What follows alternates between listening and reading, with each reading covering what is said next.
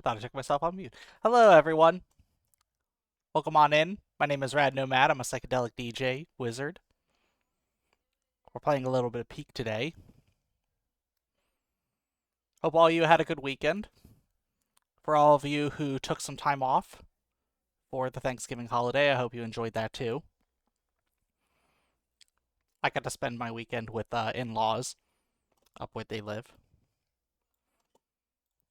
Not super far away. They're pretty close by, like within a couple hours drive. But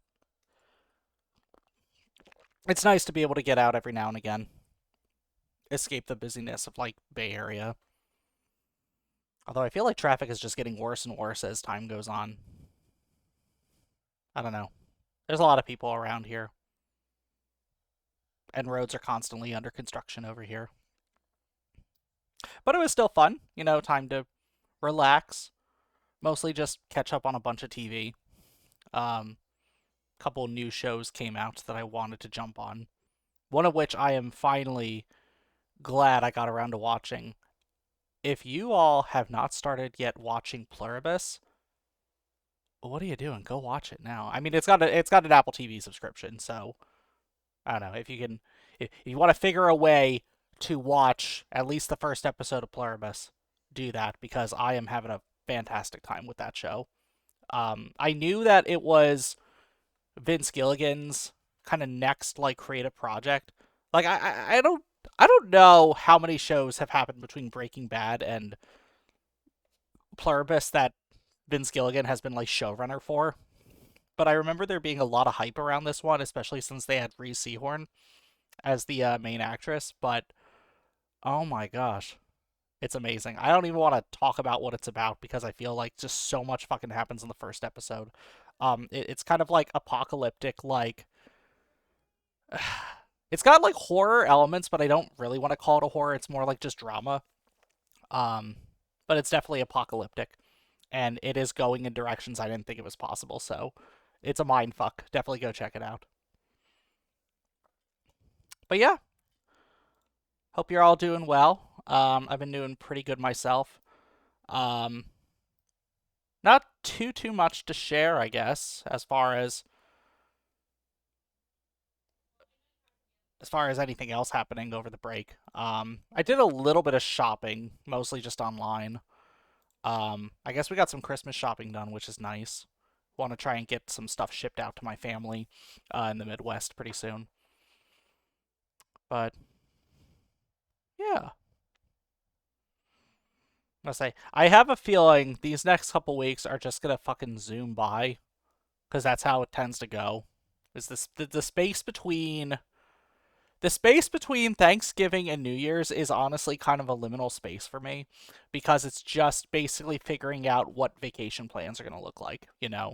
Like the place where I work, it's expected that you're going to be taking time off both around Thanksgiving and around Christmas. So managers will usually like reach out to employees and be like, "Hey, just let me know what your plans are for the last month so we can, schedule stuff accordingly." It's funny, every time I talk to my in-laws about it, you smell the girl, boss. Well, I smell a fish. Welcome on in, Zap. Good to see you. I was just talking about how the space between Thanksgiving and Christmas is a liminal space for me because it's basically just figuring out what vacation looks like around there, right? They smell like last Christmas. I cannot believe you lost on the first day. Come on, man. I was telling you the other day though, like if it started yesterday, I would have fucking lost so hard. I was walking around fucking Goodwill and it was playing. Like god damn it. I thought every time I hear that song I think of you now. I hope you're happy. But yeah, I normally talk to my in-laws about like vacation plans and they'd ask whether or not my business closes around Christmas because apparently that's a thing that happened back in their time, like the factories and like I mean they were like a software slash hardware company. My father-in-law worked as a project manager for one of them, but they would legit just shut down the business around Christmas. And it's like you don't get that with global companies anymore. Like we have offices all over the world. Just because people are taking a holiday in the US doesn't mean they're celebrating it in India or Malaysia or I don't know, wherever else you have these office spaces. India's the big one off the top of my head, but yeah, project manager mentioned, yeah, PNP and whatever. I'm not certified. Don't quote me on that. Agile, Prince 2 gaming. Prince 2, I'm not aware of. Agile, we had to learn as part of our software engineering education. Um, I don't know if we're really incorporating elements in Agile in our work now that I think about it. I like to think it's supposed to be Agile like, right? Because Agile basically means that you're going to get regular updates from the customer as far as whether or not you're still making what they want, right?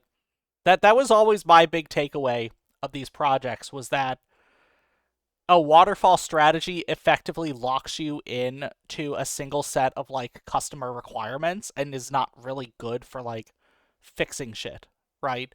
Whereas Agile allows you to kind of take the requirements, create your first iteration, and then kind of just iterate on that over time to see whether or not you get closer and closer to what the customer wants.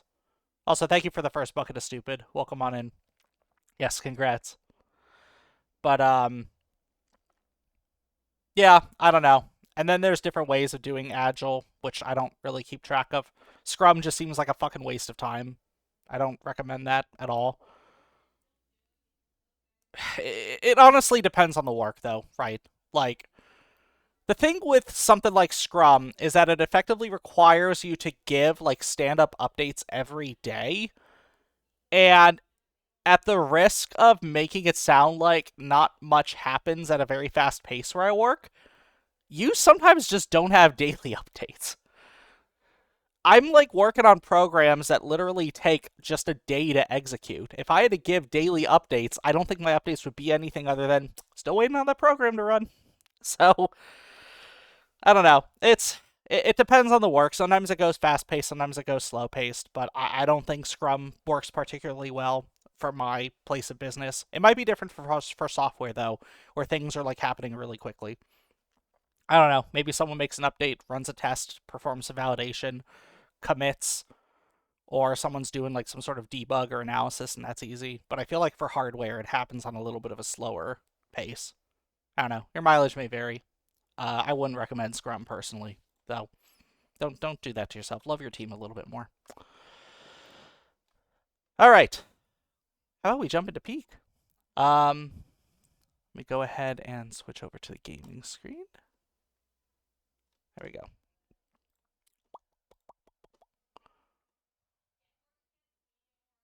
I think DX12 is what I usually use. Love you, Dorian, but I'm gonna put you off for now.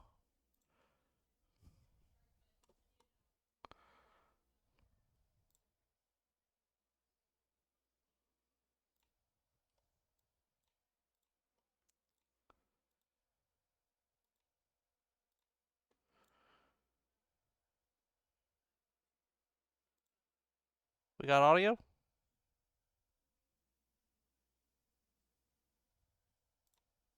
We have no sound.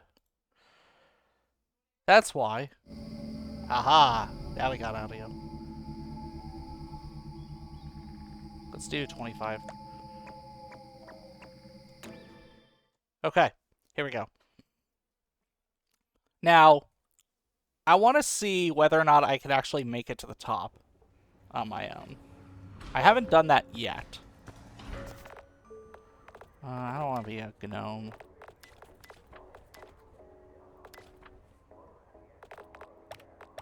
Oh, wow. I guess that's good to know, is all the outfit stuff I unlocked is only applicable in multiplayer. God, I don't... Oh, never mind. For a second, I thought I was just locked to that fucking gnome hat. I don't want that. Did you hear Captain Wayne got released? I did not. I haven't been keeping up with that.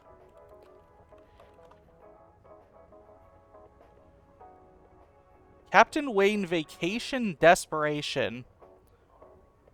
Huh.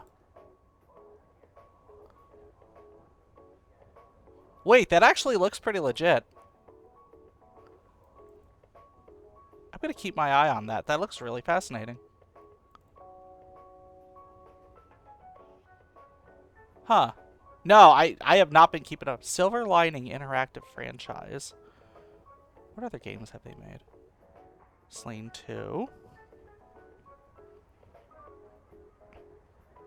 Spirit of the North. Interesting.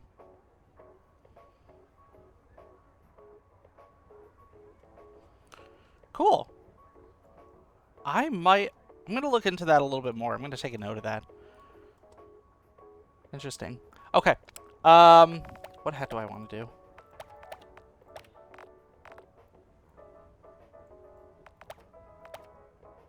I guess I'll do the wizard hat since I'm a wizard.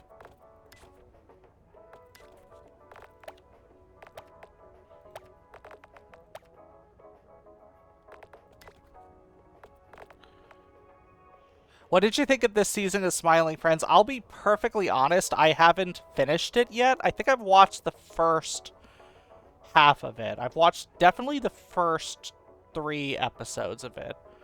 I need to get around to watching the rest of it. I probably will at some point. If for no other reason than just to see how they end up wrapping the season up. I heard there was a Glep episode, which is kind of neat.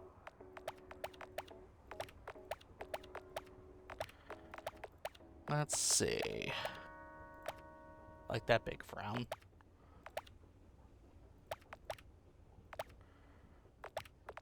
I'll just do that.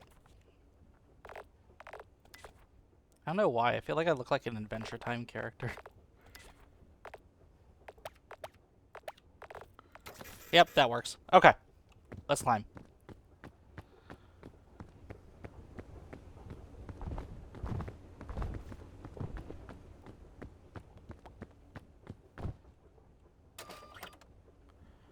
Yeah.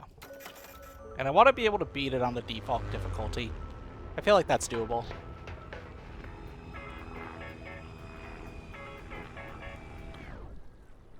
Oh, do I need to adjust my game settings again?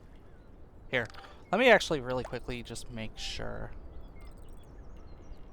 Render scale. Medium. There we go. For some reason, it just automatically defaults to some, like, high scale, and I don't want that. Where do you smell the girl boss? Ooh, rope. Flare I don't need.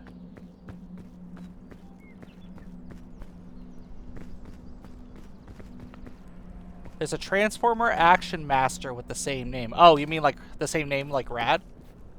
Ooh, that's pretty cool.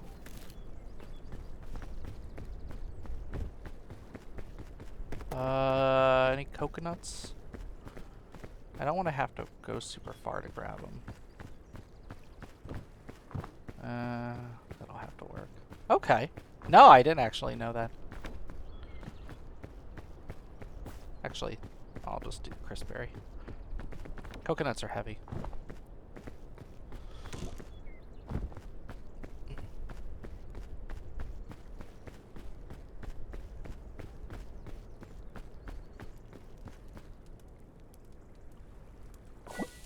Alright. Let's do this.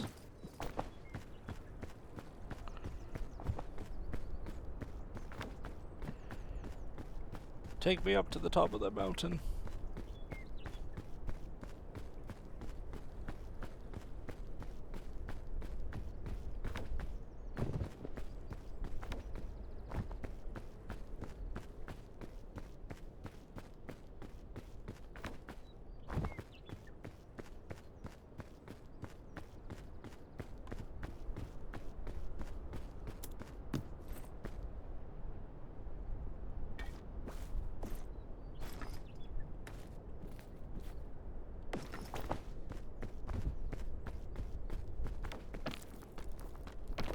Yeah.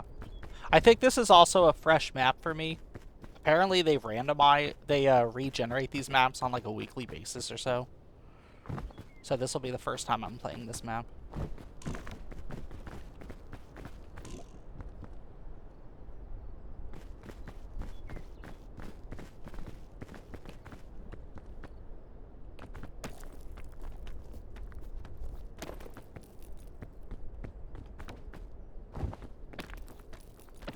Let's see. Any more suitcases? Not really.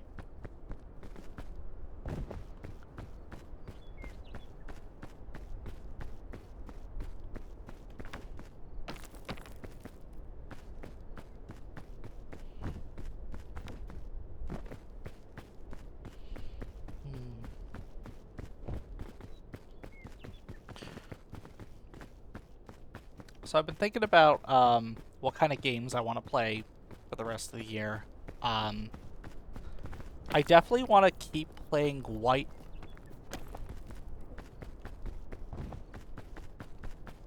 What is your opinion on Black Santa on merch? To me, I like some accuracy to the person they're based on. He was based off a real guy. Sorry, it's meant for someone else. Okay. I mean, I literally couldn't give less of a fuck. Like, if people want to portray Santa as black, that is no issue to me whatsoever. I am 100% not a stickler for accuracy. Santa is a folk hero. I think it's foolish for us to ascribe any sort of, like, ownership over his race or his culture or whatnot. Ugh.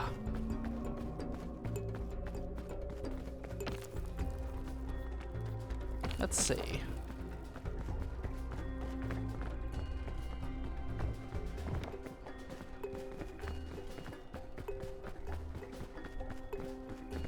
Sure, he was, but I'd also argue that what Santa is has become so divorced from his original origins, right? Like, he's so much more, it's so much more about what he represents as opposed to who he was as a living character, right? Sure, you could point to, like, someone and say that was, like, who Johnny Appleseed really was, and you can kind of do that for Santa as well. But Santa is so much more of just, like, a symbol for Christmas as opposed to an actual character. Why are we worried about Santa? No, I don't know. I don't think we should be at all.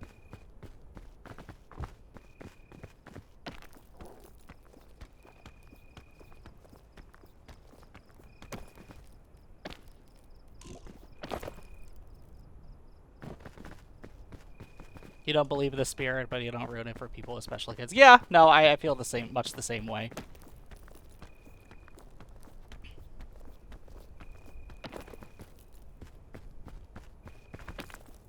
Santa produced products into gifts is the reality, but Santa is a cultural milestone. Yeah.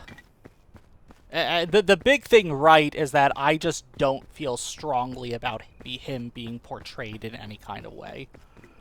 I think if someone wants to come up with a portrayal of him that they feel like they can connect to him more, then that doesn't betray any sort of, like... Oh, the checkpoint flag, okay. Then that doesn't really betray where he's come from, you know? Because he's a lot more than just, like, a jolly, fat, white man who rides a sleigh, right? He's literally someone who brings cheer to all the girls and boys. And is, like... It's actually, that brings me to another interesting question. Is Santa considered, like, the ideal of what all good girls and boys should strive towards? Or is he just, like, the person who rewards you? Do we have a read on Santa's morality? Can someone answer that for me? Who gives Santa coal if he's been naughty? I've never thought... I can't believe I've never thought of that. Holy shit.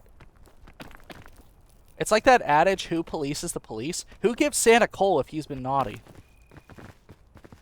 All I can say is he's got derived from St. Nicholas from Christianity. I don't want to go to... I mean, it's fine. I don't mind if you go deep.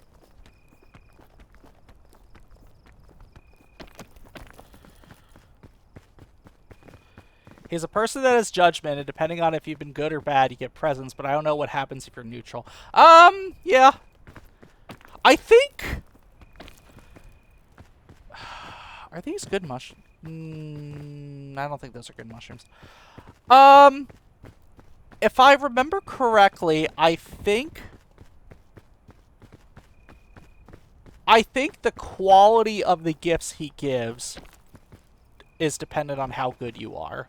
Right. So if you're a good kid, the button mushroom with an X is fine. Okay, that's good to know. I mean, it's fine. I think I'm just about at the top. And the cluster mushrooms without fur is fine. Got it. Nope. I'm not falling for that.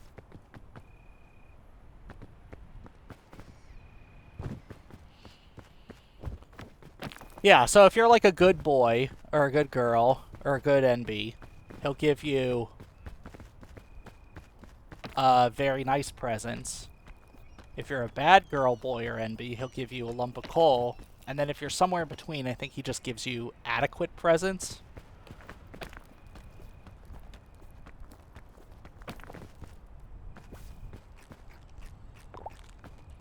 I don't know. You know that thing where it's like when people leave wills, they will,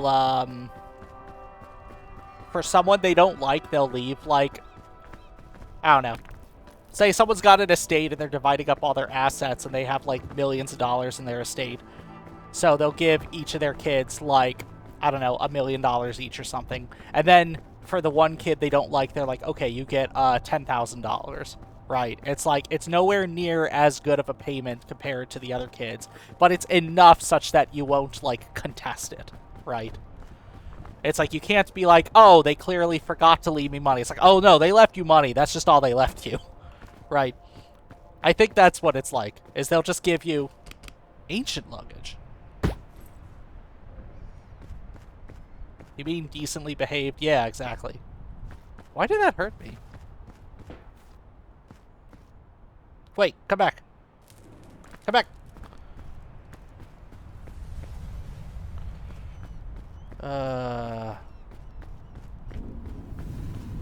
Ooh, back to the tropics.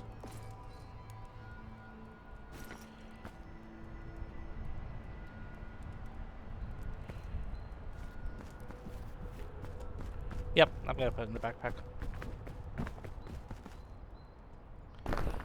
What? I didn't want to. Ah, that's fine. A weenie.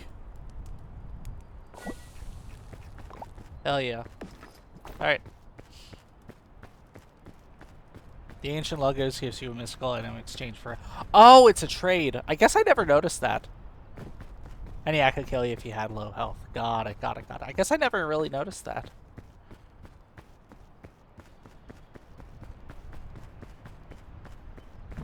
Okay, well I see a bunch of chests down there.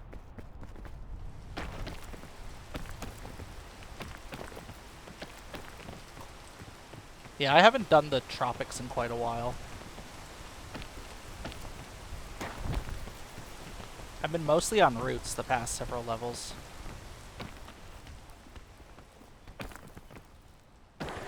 Hell yeah. Alright.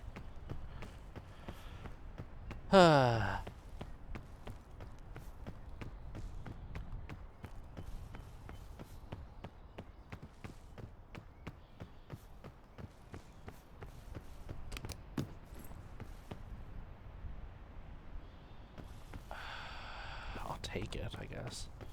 Do I want it? Do I want it? A Muddy Bear and its Christmas variant Muddy Reindeer. Isn't that just a chocolate-covered gummy bear? That's... But then what's a Muddy Reindeer? Yes, it is. Okay, cool. Yeah. Yes, I have had that. It's good. What's the Muddy Reindeer? Is that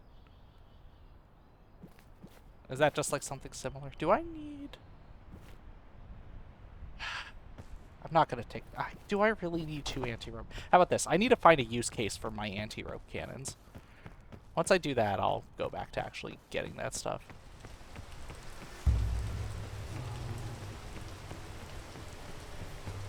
Okay.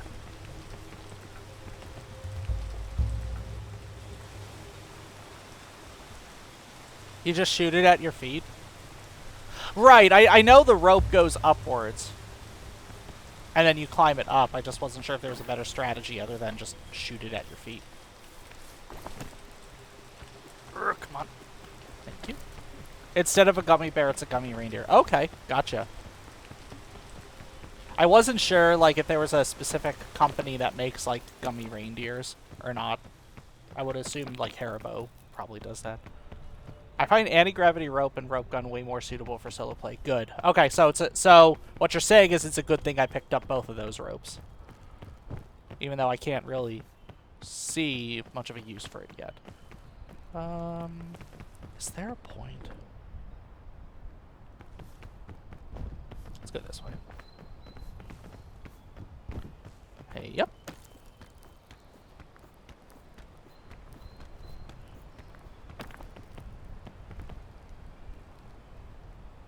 Okay. Alright. I think I see the way up. Well, so far it's not too bad.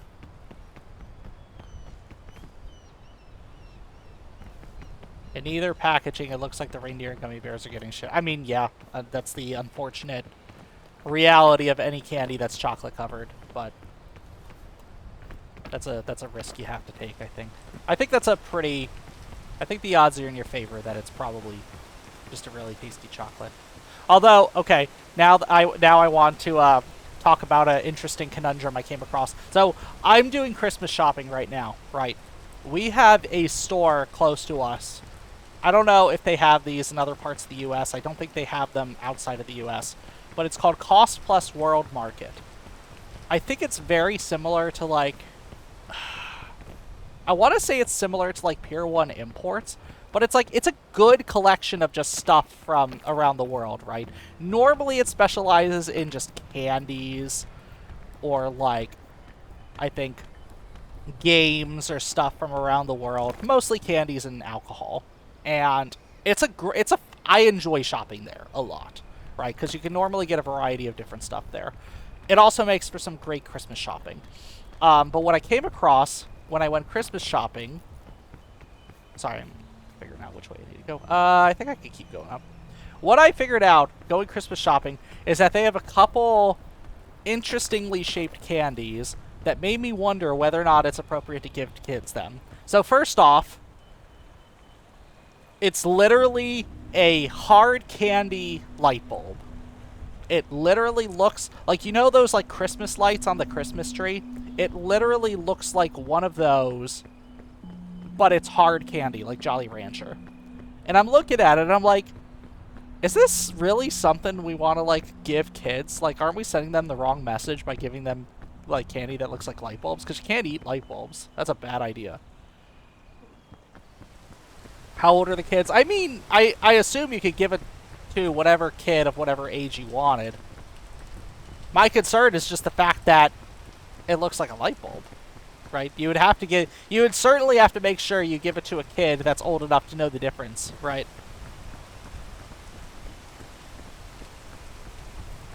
But then the other candy, and maybe this isn't as much of a surprise, but it was a little bit of a surprise to me, was, you know that poop emoji?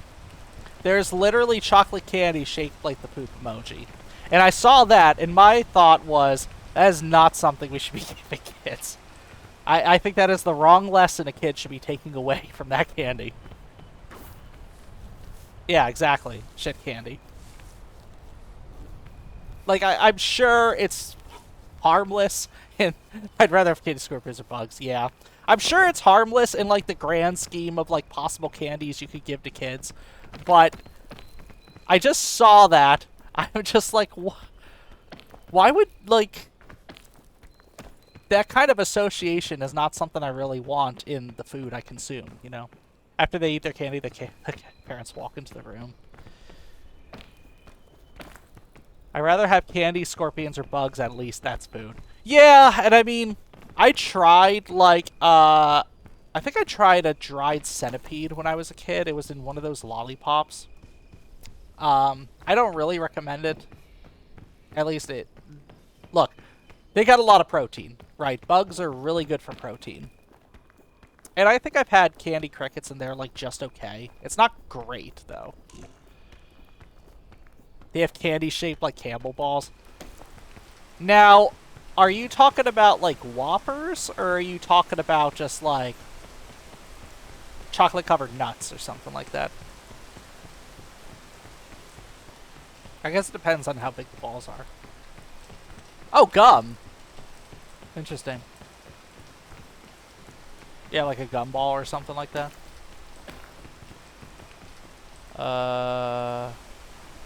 Technically, bugs consume less than cows in terms of water space. Yeah, I mean, that's the thing, right? Is that bugs, as like a food source, are considered superfoods, and it's much better for the environment to eat those.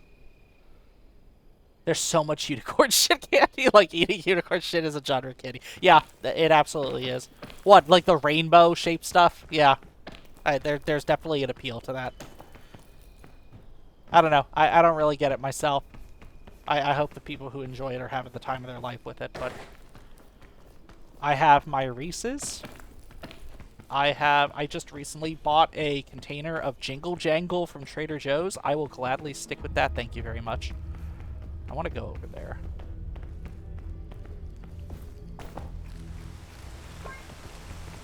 Nope. Come on, Rain, go away.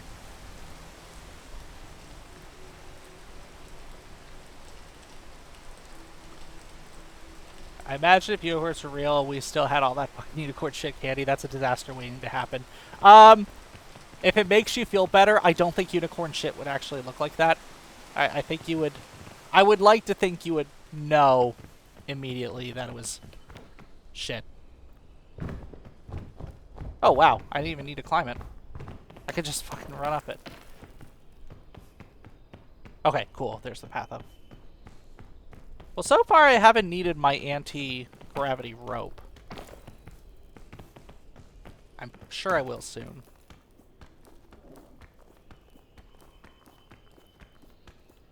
Come on. Okay.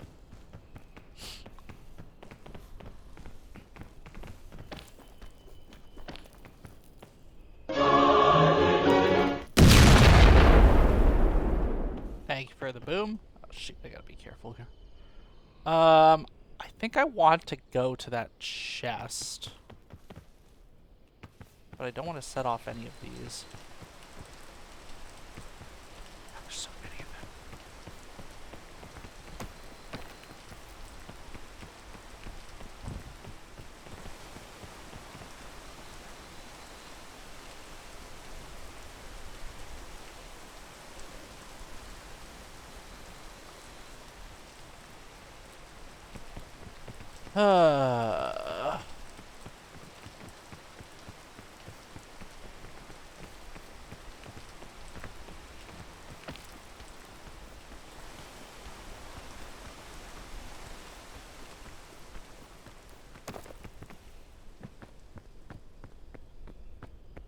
There we go. Now I can get to the chest.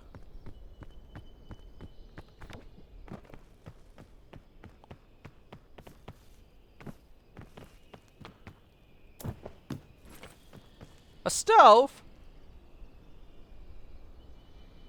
I don't think I really need it. I got bandages, another rope. Yeah, I don't really need it. Okay. How do I get higher?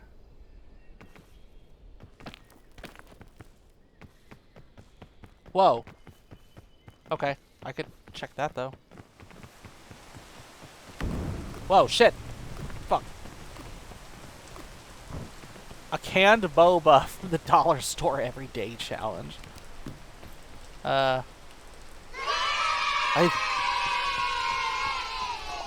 mean, that sounds fine in theory. I don't think I would be able to keep that up, though. I have had canned boba, though. It's okay.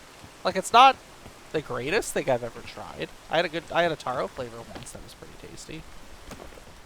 But I don't think I could do that every day. That just sounds like too much. How about... How do I climb up this? Okay. I think if I climb up you... That's probably going to be the easiest. Well, yeah, I mean... I think that's a given, right?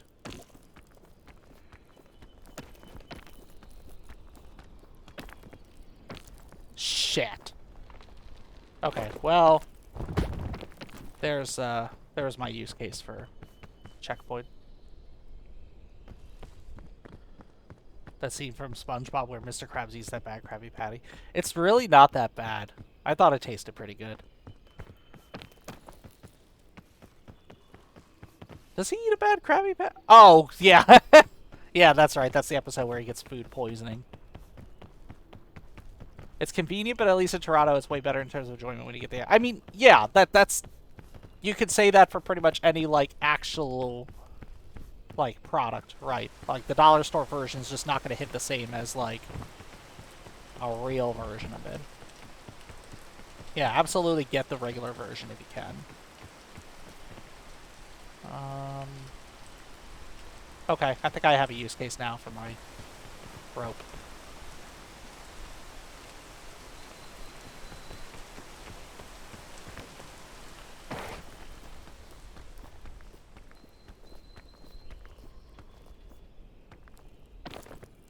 Okay, never mind.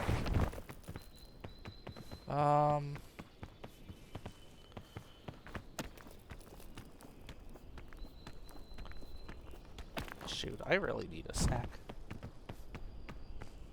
It wasn't even refrigerated. I assume they're putting chemicals in it such that it doesn't need to be refrigerated. I don't know how I feel about that. Would it just be easier for me to...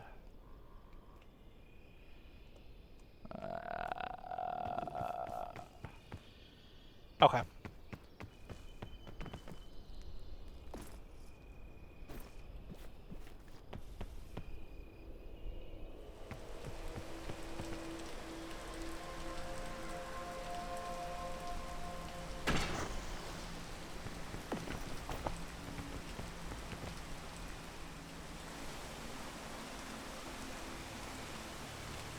Okay.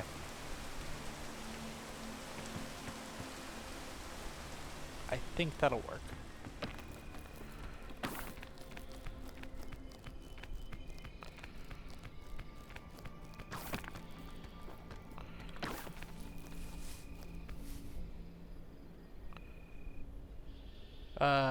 Nope.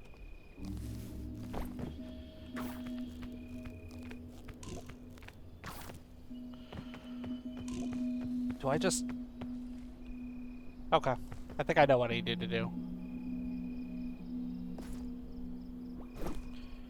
What is your favorite Batman villain? Considered how uneducated I am, I feel like I have to go with the Joker. I really do like... Do you got Lollipop? No, I left that behind. Because I didn't have space. I'll get it next time. I do like Joker a lot. Like, I just like his whole vibe. The fact that he seems just to kind of want to cause chaos and shit. Okay, I think I should be able to get off that. Once it stops raining. Who's your favorite Batman villain?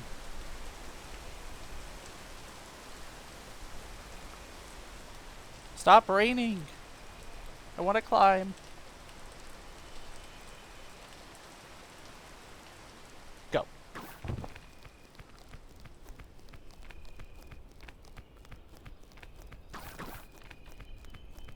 My favorite DC character is Weather Wizard. I have to check that one out. I feel like I've heard that name before. Oh, perfect. Okay. Oh, please tell me I can make it.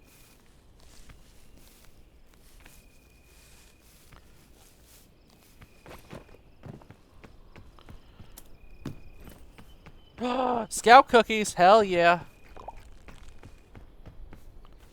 Alright. That should give me a little bit more wiggle room.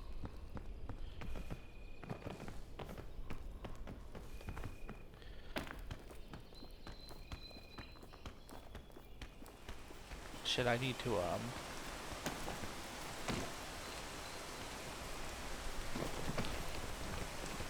There we go.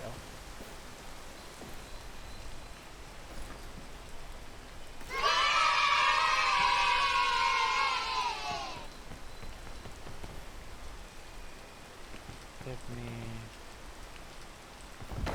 Shit.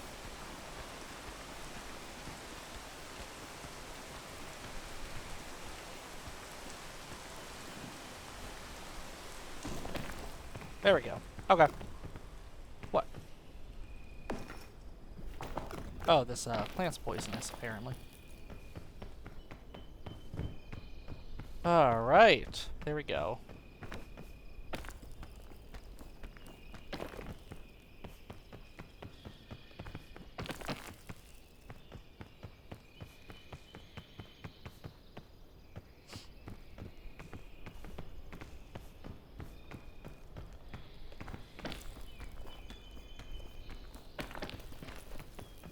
What was your top 5 Christmas? You mean like of all time? Ooh. Yeah, let me go down the list. Let's see.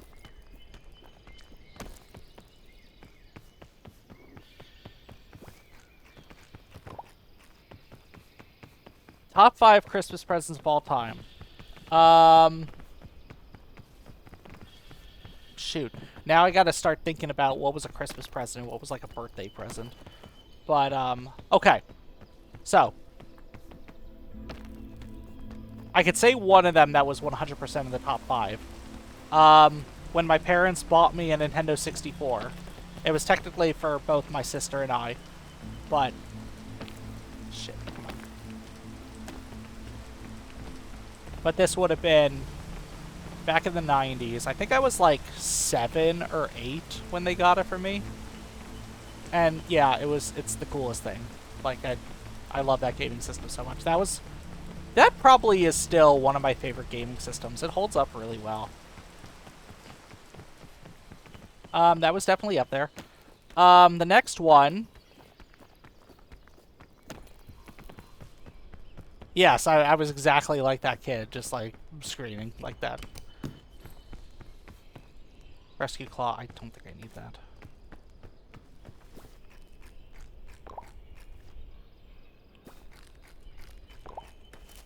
Yeah. How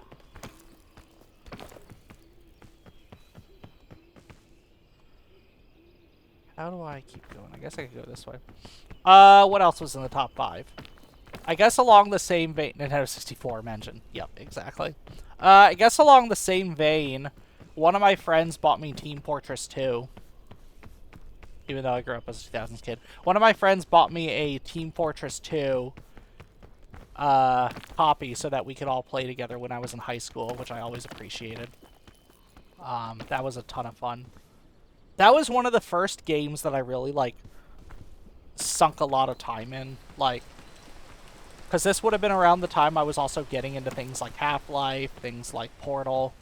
So Team Fortress 2 was just like another layer on top of that that made me appreciate, like, online gaming. Let's see, what else?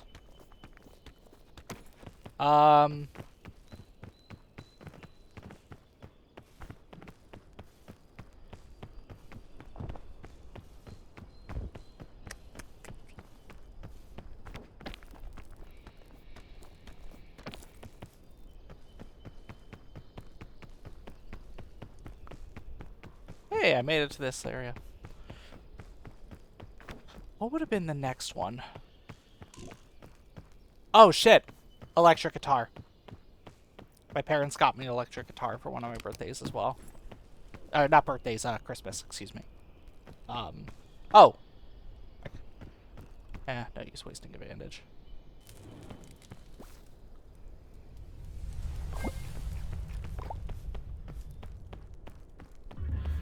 Ooh, Mesa.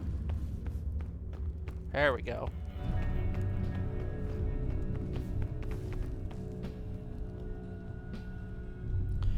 Dear Diary, bad news. The ship captain made an oopsie and we wound up crashing on this mysterious island. Thankfully, mysterious islands are my specialty.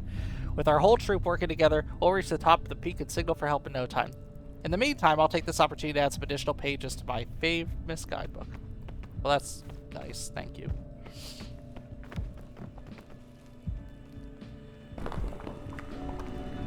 The Book O' Bones. I forgot what this does. Thank you for the head pats. Looks like a death note. I don't think there's any point in me having that. Yes, I made it past the tropics.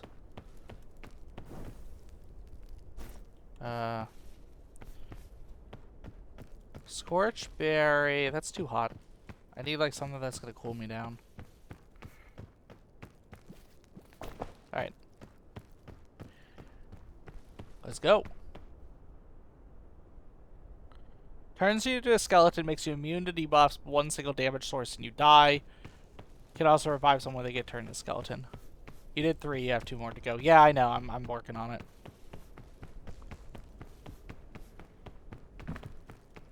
Okay, I'm just gonna go ahead and skip it then. I don't want to take that risk.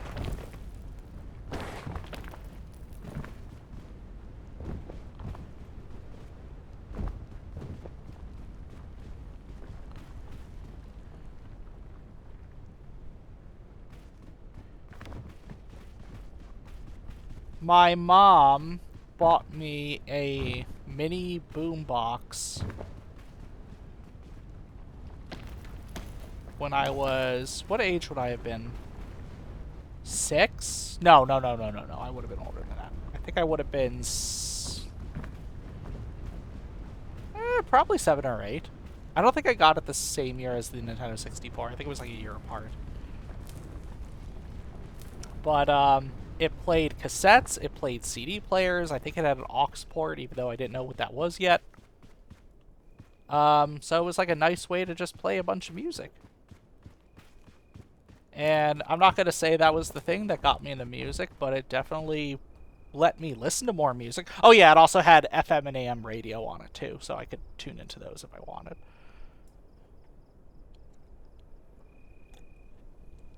You know, that's something... I don't know if that's something that people really... Like, I don't want to say, like... I feel like I just don't hear about, like, FM and AM radios all that much anymore. Like... I know. Hi, Mirage. I'm assuming that's a Mirage. That's a Mirage. That's not. I don't really need it.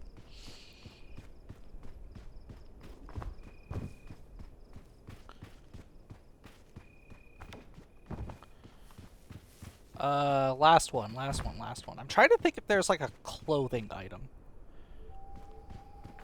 Anyone remember that crappy stop-motion Seth Rogen Christmas show? No, I don't think that ever came up on my radar.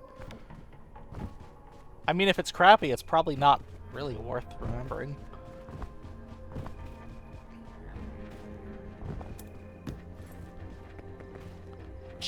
Ooh! Ooh!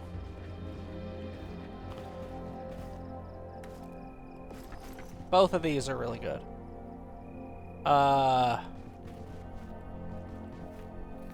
Rope launcher? Did I throw a rope away? I guess I did. It misses the point of Christmas entirely. Ah, that's unfortunate. Alright, I'm gonna... Whoa! Okay, well...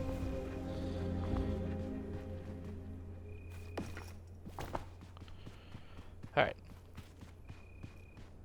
Okay, I think I could use the chain launcher.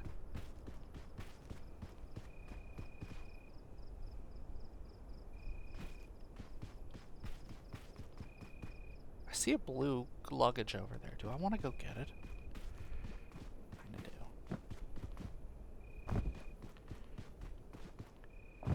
I do. The Walmart ads with the Grinch.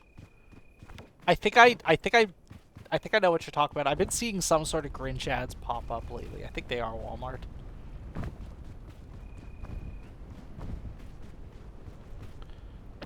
Yeah.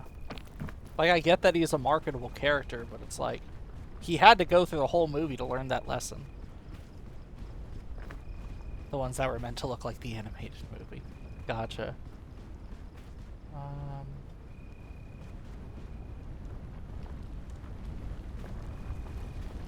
You know what? I'm just gonna make things easier for myself.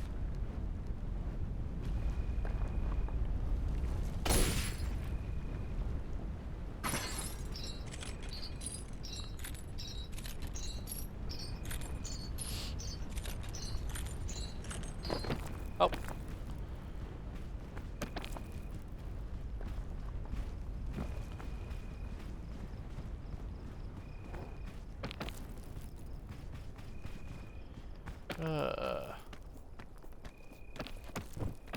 I always liked the animated Grinch growing up. I mean the original one, where like the story was being narrated and fucking Tony the Tiger sings "You're a Mean One, Mr. Grinch."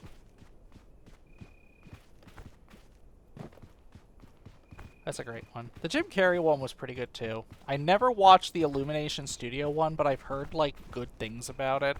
I don't know. I feel like when you grow up with like something,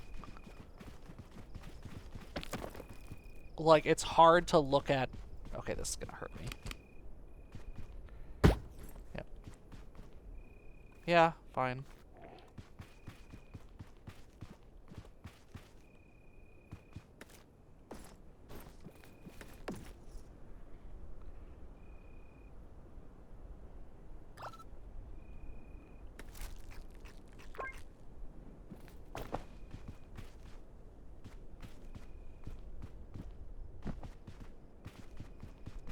Looks like ads are about to start in a minute. Oh, shit. Okay, good. I almost fell right down. Okay. I'm gonna take a break right here and launch the ads. So, feel free to use this time to get up, walk around, get some water. We'll be right back. See you in 3 minutes.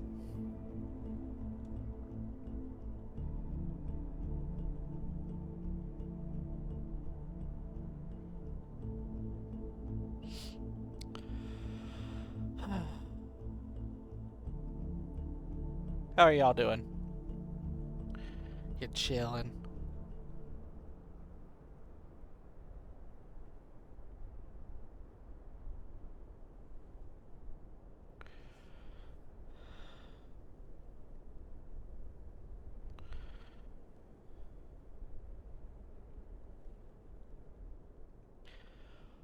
Well, this climb is going pretty good.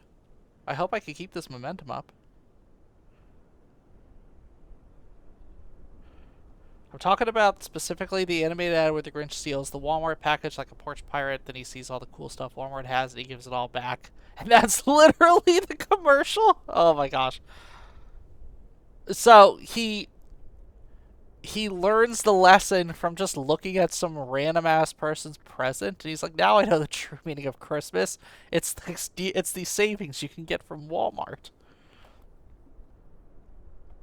That's wild.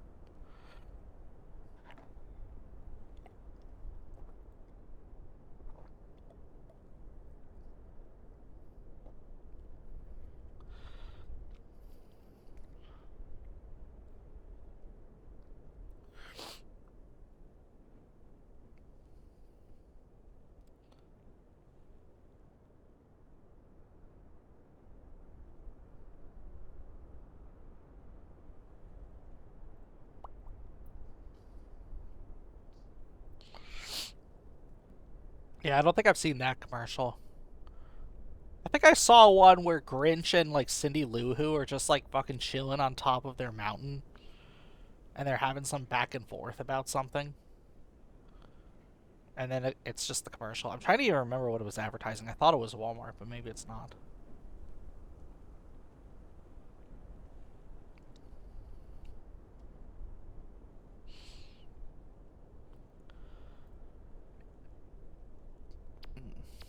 What are my accolades?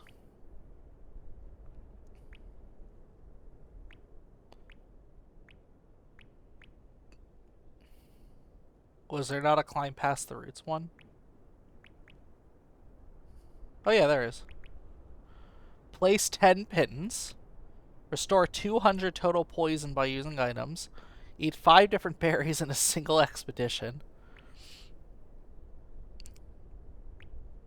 Escape the island in a solo expedition. That's what I'm trying to do. Resurrect 3 scouts in a single expedition. Escape the island without taking fall damage. Okay, well I already failed that. Escape the island without placing anything on the mountain. Ooh, that's gotta be... It's gotta be tough. Under an hour. Helping Bong escape the island. Okay, there's gonna be my next mission. Packaged food. Escape the island after cooking and eating a coconut half, a honeycomb, a yellow winterberry, and an egg. What the Okay. I got a lot that I have to accomplish, apparently. Alright, welcome back, everyone.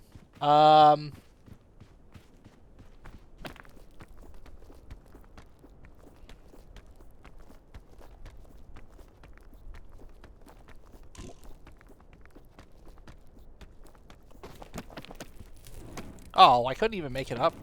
Damn it.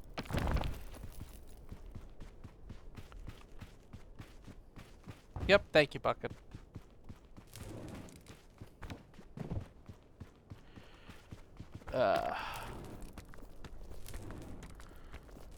Come on.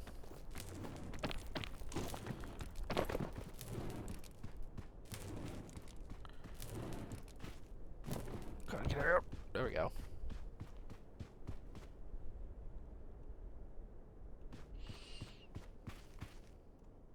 It's too hot.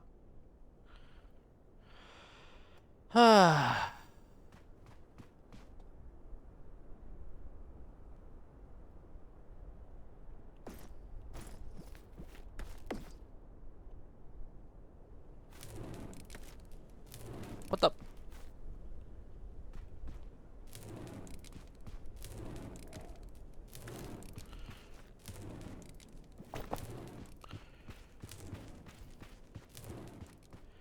Did you read the summary of the Grinch ad? Yes, I did. I saw that summary. I thought it was pretty funny. So he learns the true meaning of Christmas by seeing all the great deals you can get at Walmart.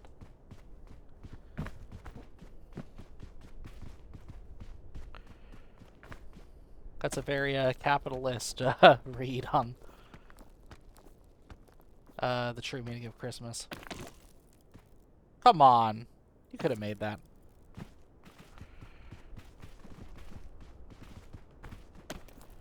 It's funnier that he's a porch pirate. I mean, yeah, right. Like, because he had, like, a very elaborate, like, way to burglarize people's house in the original story, but here he's just stealing gifts off people's porches. I don't, yeah, it doesn't quite have the same impact, I don't think.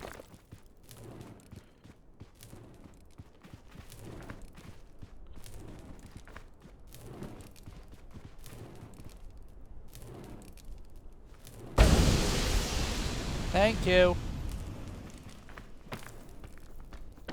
Walmart packages, yeah.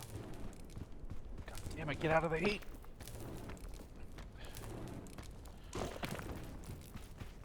No, no, no, no, no, no, no, no, no, no, no, no. God, I'm out. I'm out. I'm out. Okay. Well, that remedy fungus didn't do jack shit. I guess I can't be standing in what gives me. Do you think Dr. Seuss is rolling over in his grave? I genuinely wouldn't be able to tell you, because I don't know what his opinions are on everything that his, like, stories got licensed to anyway.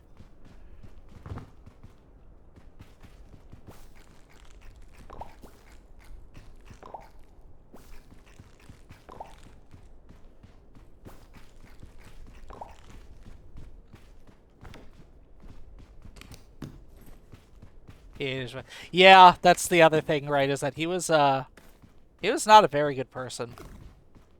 Why am I getting poisoned? Oh god, it's those mushrooms.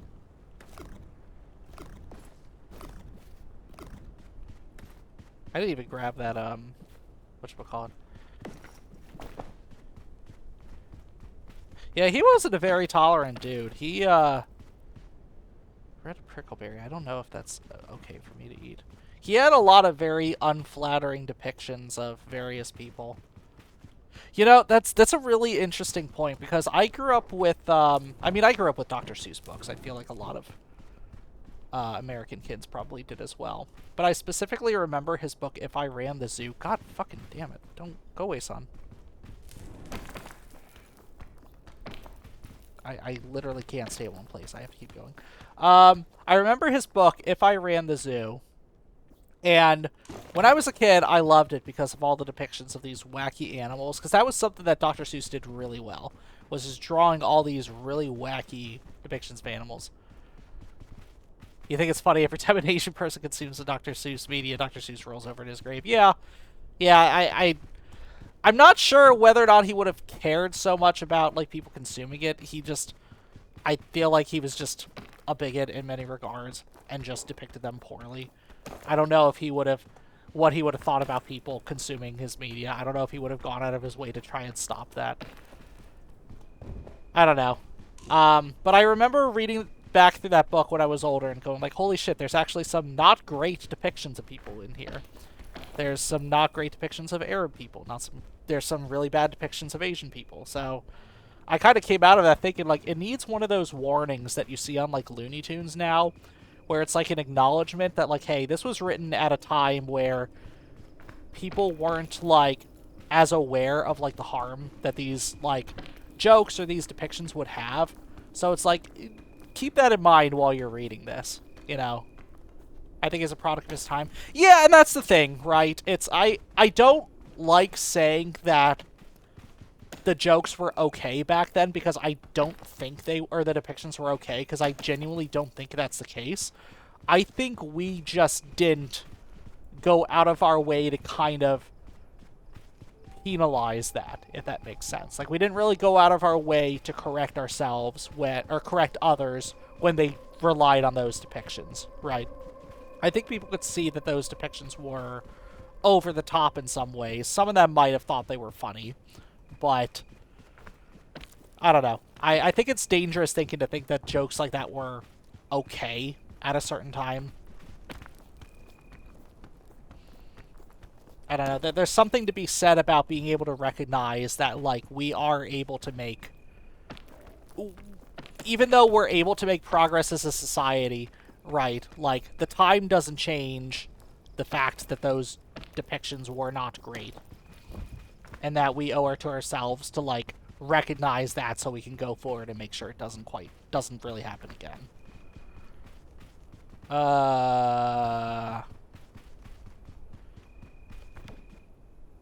There we go. I have no idea if I'm going the right direction. No, shit. How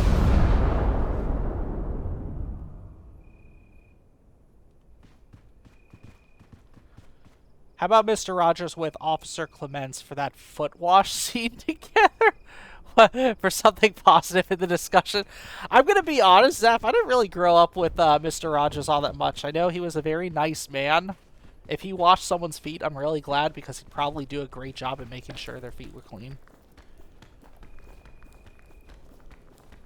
You don't like them going into the book and modifying it. Yeah, I mean, that's why I'm saying I think we should just be able to recognize, like... We should just be able to recognize when people are... We should be able to recognize when a book is from a time at which those jokes and those depictions were still being used. And that we can kind of recognize that, given the progress we made. Okay. That episode was special since it was made during that bad era, you know. Yeah, like I said, I don't think I saw that scene specifically, but I'm glad like I said, I think that is a good thing.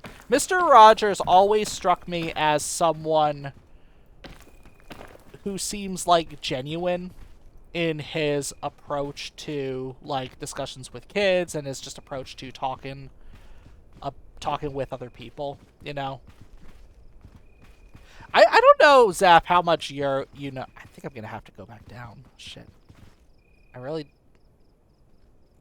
Oh, okay. Because I don't think I have, like, a rope cannon or anything.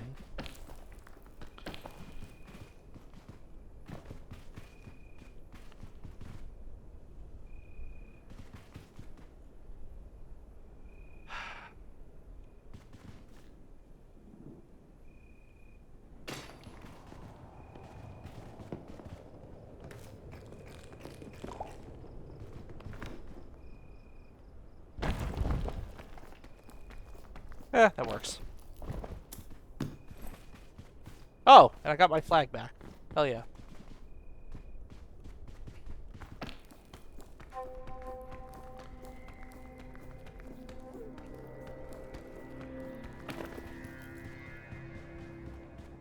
I probably need to actually watch her in order to have a stronger opinion of her. But I've been hearing a lot of people talk about Miss Rachel. Like, she's, like, kind of the next Mr. Rogers. But she's a lot more catered to, like, I think, like, infants and, like, really young children as opposed to, like, Mr. Rogers, who I think was just supposed to be kind of general children.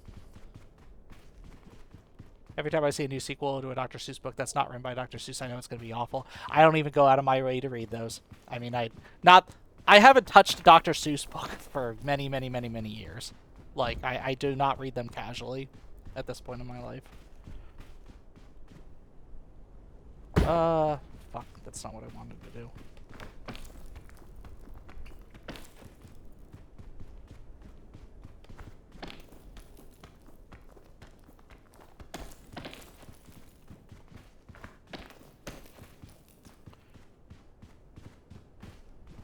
Oh, but yeah, but what I wanted to say is, like, Miss Rachel also strikes me as someone who's, like, genuine in the sense that she wants to go out of her way to help children. And I think so much of where that comes from, at least what I see, is her advocating for, like, the ceasefire in Palestine, right? And her whole point, which I actually, like, I do 100% agree with her, right? Is that, like, children are often some of the biggest victims in these circumstances, right? It's like, you expose them to, like, the cruelty of war, you expose them to, like, famine and all that. That is going to make it harder for them to develop and for them to find safety. Like, and not only that, they are the most vulnerable in the population, right? So every decision that is being made to put the Palestinians in a worse spot, the children are feeling that even more so compared to the rest.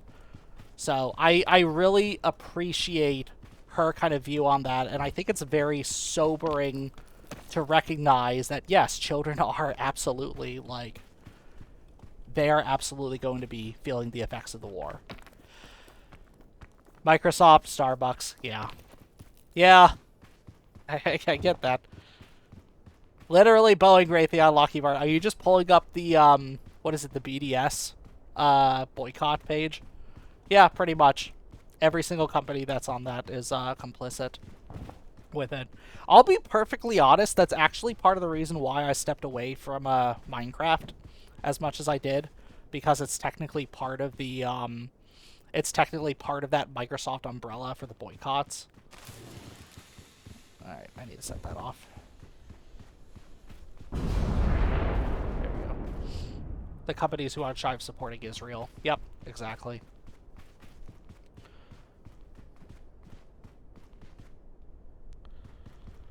At a certain point, though, it's like, I can't eat, I guess I can't do that, I guess I can. Yeah, that's the thing, right? And the way I like to see it is I do think there is some nuance to going about it, right? Like, look, there are a lot of cases where you are not going to be able to avoid using products or services by companies that are participating in this, right? Like, that is a stark reality for so many, like, people. Yeah, exactly, right? Like, at the point in my life I'm at right now, I can't give up a Windows computer, right? Like, I appreciate that there are people going out of their way to building Linux systems, and that's not to say I wouldn't be interested in that one day, but at this point in my life, that's not something that I can really do. So, I think a little bit of nuance is needed to recognize where the line for you to draw is. There's a couple companies that I'm, like, okay drawing the line at and, like, finding alternatives, right? I think a lot of the food ones are big because then you could just go out of your way to find, like, the next best thing, right? You don't need to support Starbucks if you could go to, like, your local coffee shop, right? Like, I literally have a very tasty coffee shop, like, downstairs in my complex. That's easier to get than Starbucks, right? But it's a little bit harder when you start... I didn't want it. No, no, no, no, no, no, no, no. No, no, no, no, no, no, no, no. Chick-fil-A, even at the food... Fuck.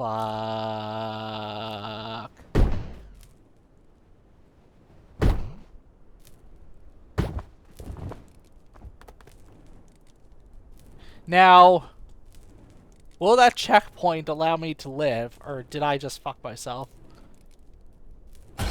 Yes! Awesome. And I have another flag. Okay. Cool. Sorry, fellas, but they're funded and still fund anti-groups for peeps like us. Yes, that is the unfortunate reality of that, right? It's... I think... Let me put it like this. the greatest thing you can possibly do for yourself is to be aware of that, right? Is for you to recognize when a company is participating in shady shit so you can figure out for yourself whether or not you still want to fund that, right? And I think for some things, it's really easy to do that, right? I have no problem saying I will never consume another Harry Potter related product in my life ever again, right? I am well past the point at which I have any interest in engaging with that material. And you know what? Same thing with Five Nights at Freddy's, right? Both creators have gone, but both creators have gone about doing heinous things to the LGBT community. One more so than others, but they're still both complicit in it, right? So as a result, I just don't have interest in engaging in that material. Plus I'd rather spend time engaging in material that I actually like enjoy more. Okay. I think I'll have to keep going this way. To me, I stopped eating Chick-fil-A when they changed the Waffle Fries recipe. Sure, yeah, and that's probably the easiest way, right? Is if you don't like the food, there's no reason for you to keep supporting them. Well, I can keep going up this way for now, but I'm eventually going to need more food.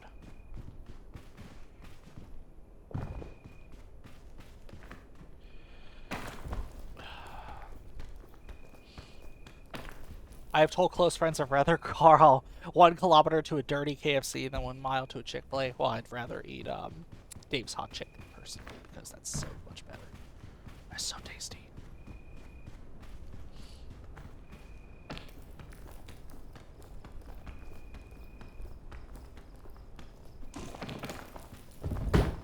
Damn it.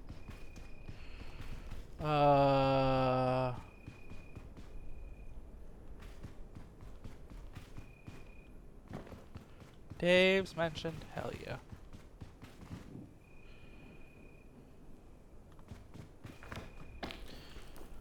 Scott Kaufman did support Trump early in his run, but I don't know how he felt when he was campaigning. I mean, this was his first.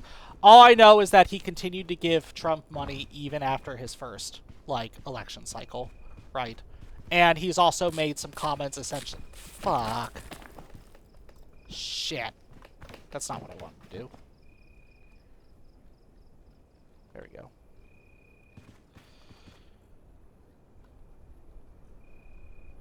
I know, you say that to me every time I talk about Dave's. Well, I guess good for him. I think I'm far more deserving of that personally.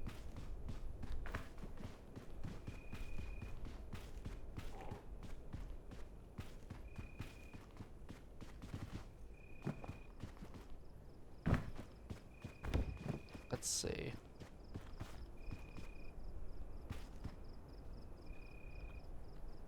He and another food content creator. God damn, I did not mean to throw that. Gotcha.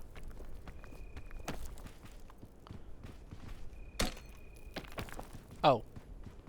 I thought I could pull it out of the wall. Okay. I think I see where I can go.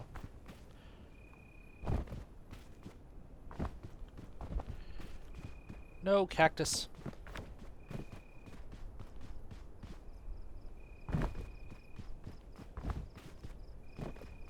That wall fungus probably. No, I don't want to go back down though.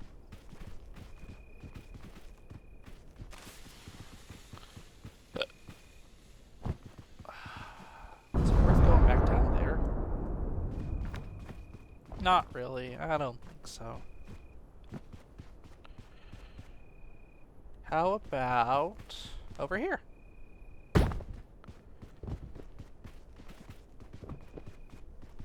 Oh, fuck the cactus. Fuck you. It's making it harder for me. No! The dynamite there. I guess I have to go this way then. Oh! Actually, that might work.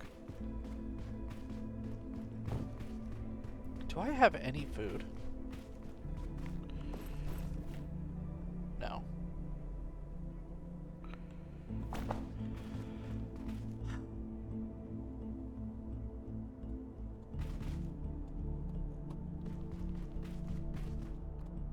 Okay, I'm gonna need to start using items to make headway.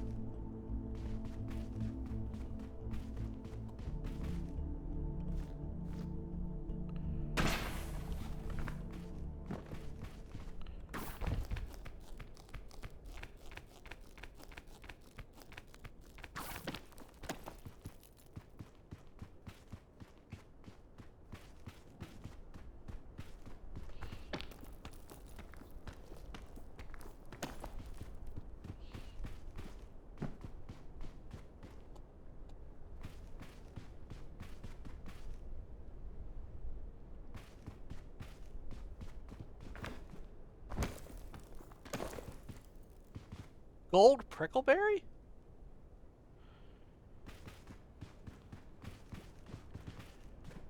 Top 3 people I don't want to see come back to the internet. Does it have to be people that are only gone from the internet right now? Or can it just be people that are active right now? I'd like to see J.K. Rowling log off forever. That'd be nice.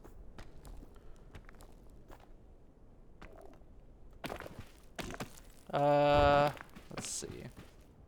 Every van life parent. Actually, that's a really good one. Not even just van life, but just, like, the parents that, like, include their kids, like, a significant amount with it as well.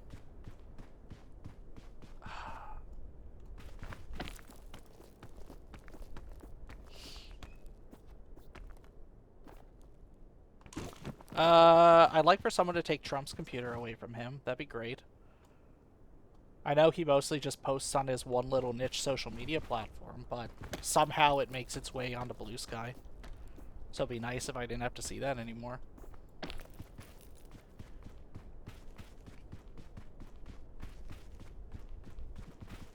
I guess I should go there. I should see if there's anything in there. If there's food in there, that's gonna help. No, I don't need rope! I don't need rope! Actually, do I even need any rope?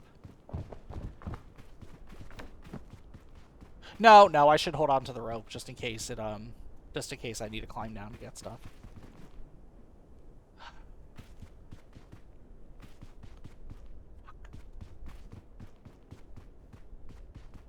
Fuck, I don't have food. If you see a luggage and want to climb down, sure. Yeah. I am tempted to just put down a flag and kill myself. Because I don't know what I'm going to do in order to progress. Alright. This isn't good gameplay.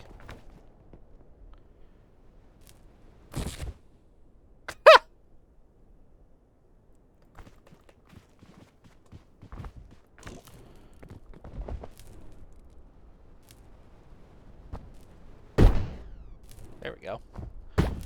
Don't want Trump to get assassinated as presidency because then we'll be stuck with the corporate bootleg JD bans. Yeah. The only way I think for us to get past any of what's... Oh, wait, why am I flying? What? Hey, that's not fair. You can't spawn me like that.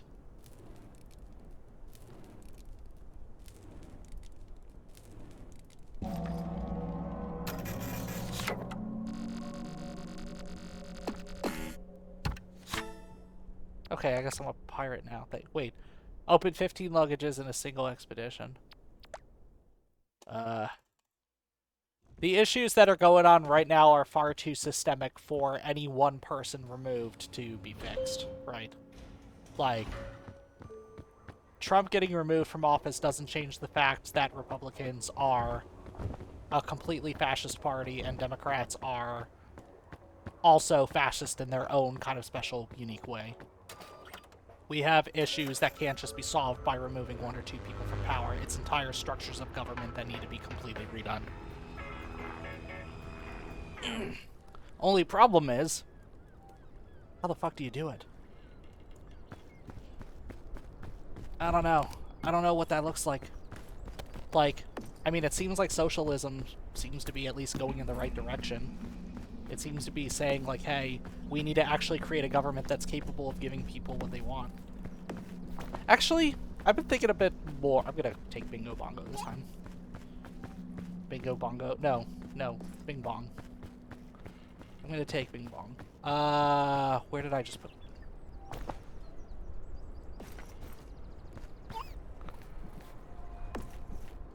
As a Canadian, I am more worried about the USA being a little silly in terms of leadership. Yeah, I mean, I think that's fair for you to be worried.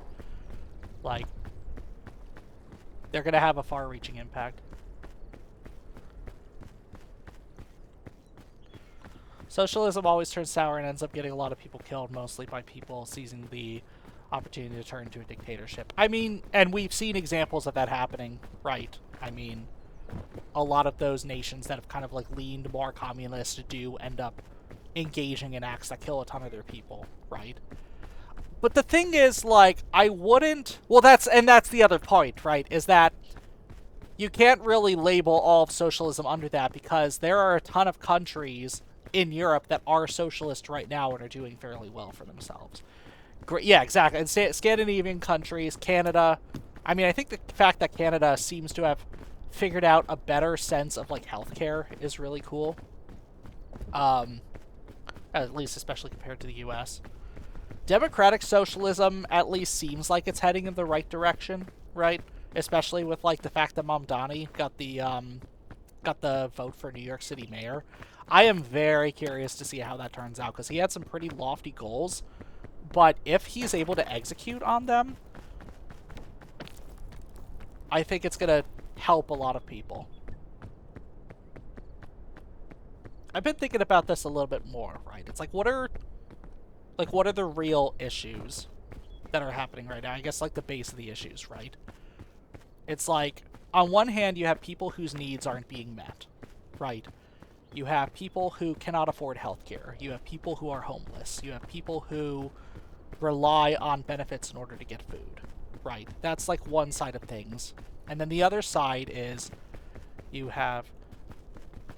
Oh, we got chat going way too fast for me. Cheaper to go to Canada for insulin than Medical Network of the USA. Yep, exactly. Right, drugs are just cheaper if you go outside of US.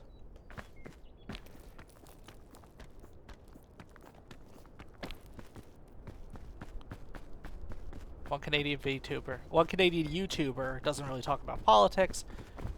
Made a video about his country. Politics are just as bad as America's, just politically in a different direction. Yeah, and I mean, I wouldn't be able to speak on that without involving someone who's from Canada to comment on that. I'm sure Zach, you could probably mention one way or the other. I don't know. The way I'm kind of seeing it right now is that a lot of countries are wrangling their own versions of potential fascist takeover right now. So it's all just kind of different flavors of that. I feel like that's going to be the bigger point, though, is, like, economically pretty shaky. Got it. Yeah, and I mean, we're seeing that in the US, too, right? Politically unstable, not really. That's good, at least. I feel like we're very politically unstable here in the US. I don't know. I think the worst... We don't have a nut job with an orange skin throwing pepper tantrums online. Yeah, that's the one... That is one thing you've got better than us. I think I'm going a different direction than I did last time, but that's okay.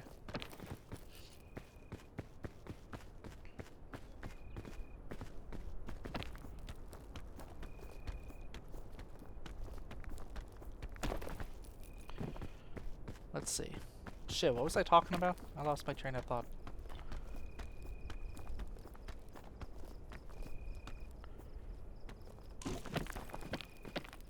I've been reading a book lately that I need to set aside more time to read it. It's a very dry read, but it's filled with a lot of very interesting information. It's called Practical Anarchism by, let me get the author right.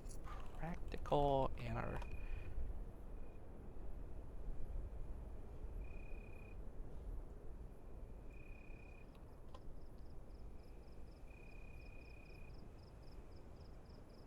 Shuli Branson. Practical Anarchism by Shuli Branson. The gist of the book, and this might be a little bit... I don't know if nihilistic is the right word, but the gist of it is we as humans have gone through many, many different levels of oppression from our various throughout our various societies, right? And there are certain people that are more prone to that kind of oppression, right? Ultimately, it boils down onto categorizations of class and gender and race. So, I mean, which I mean mimics what we're seeing now, right?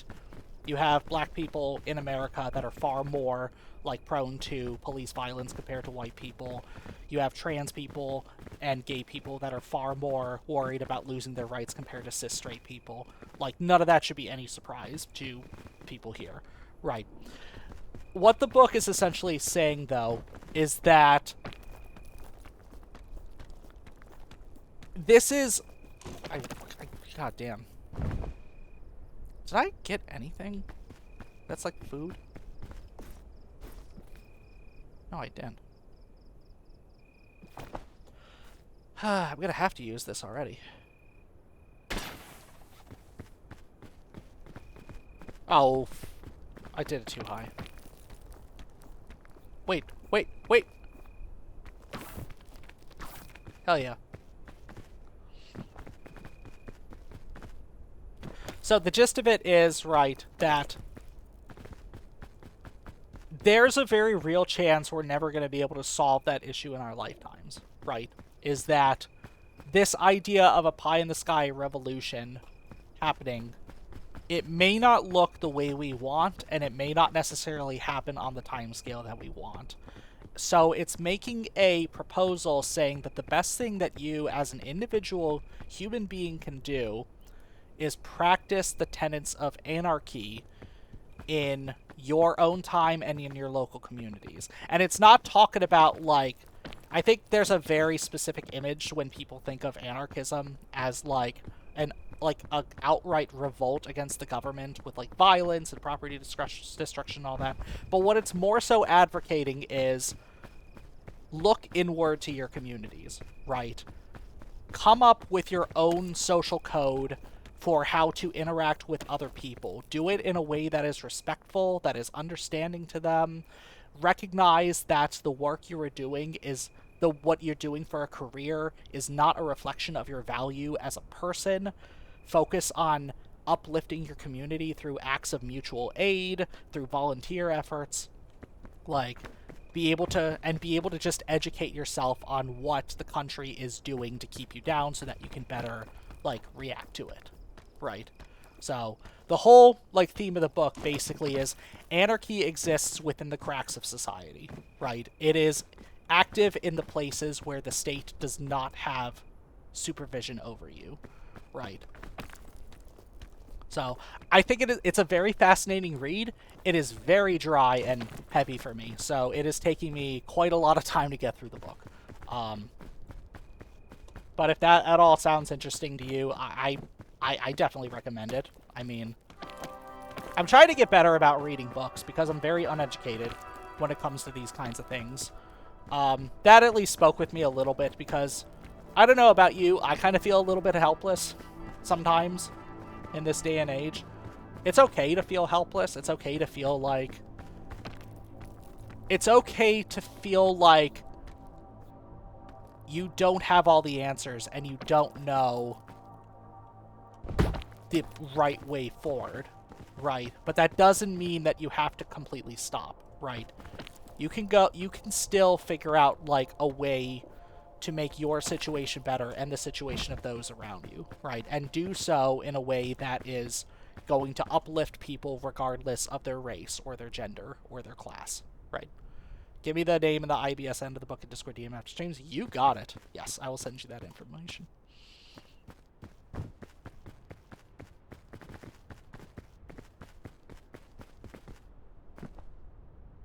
I forget if this is one of the good ones or not. Well, we'll find out. I need the food anyway.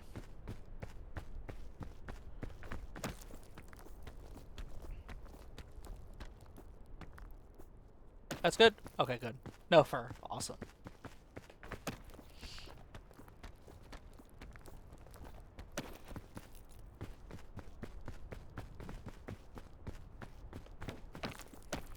Chubby mushrooms are always safe. Good. That's good to know. Ba, ba, ba, ba, ba, ba.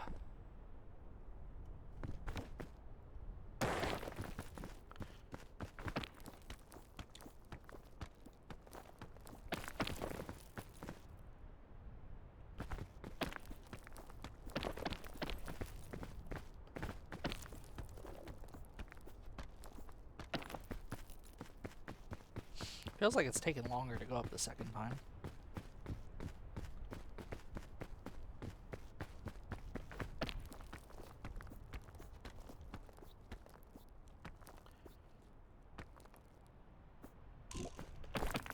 Oh, come on. You could have totally made that. What? What? Ah.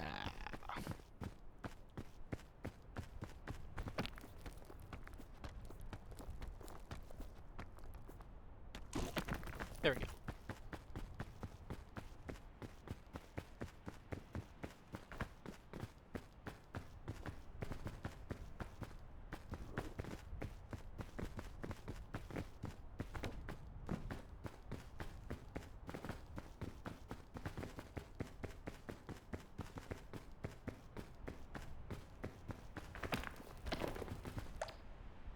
That is way too long of a comment. Jayism governments. I think I've heard about Jayism, if I remember correctly. I don't know. I once did this. There was once a YouTube creator, Wendigoon, who talked about a lot about like a bunch of like different like governmental philosophies. I think Jayism was one of them.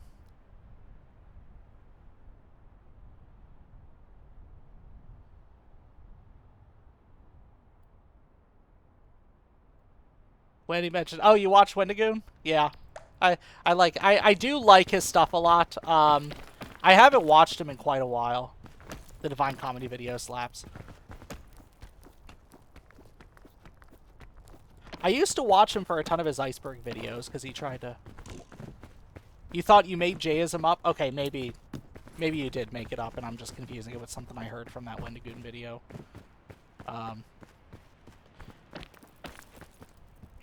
Yeah, but what I was saying was like, I don't disagree because I have heard cases of like governments that are completely run on anarchy not doing so hot.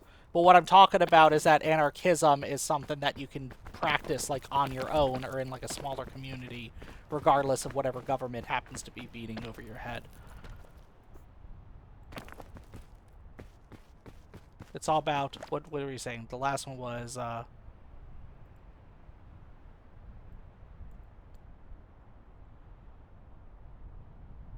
life is all about the connections you make. At the end of the day, we're all just animals with instincts. But we just evolved more than them. I mean, yeah, I do think that's a little bit of a... Yes.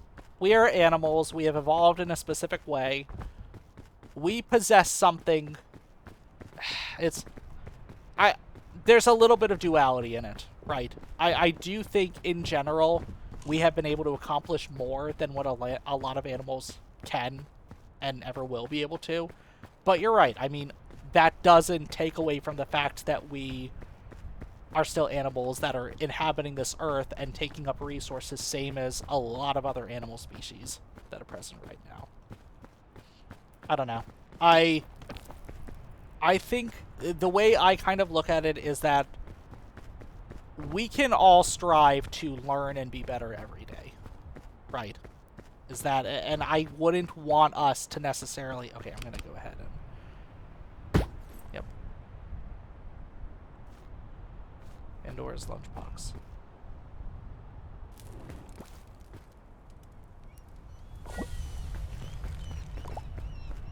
Cool.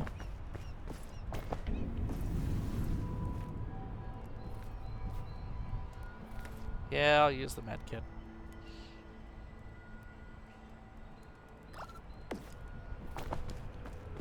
Let's see.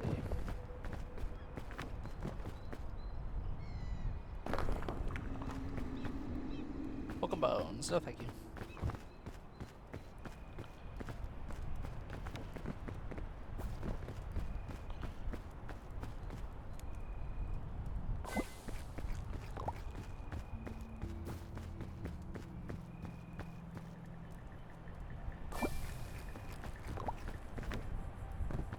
Any more crisp berries?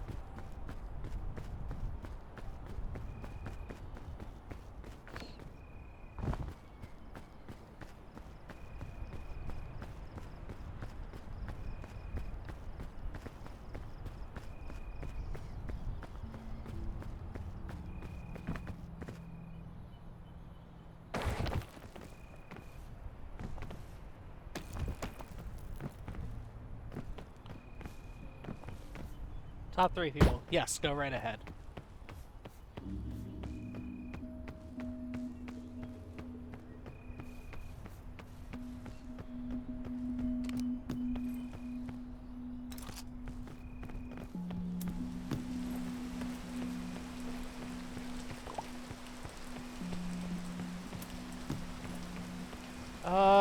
Actually, that's not that bad. Why did I take damage? What the hell? That wasn't very nice.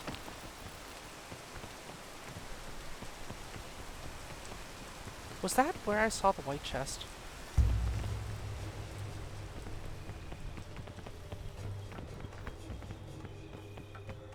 I got a tick on me.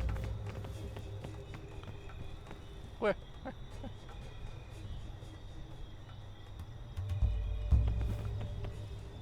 I mean, I don't see it on my feet or hands. Does that mean I'm okay?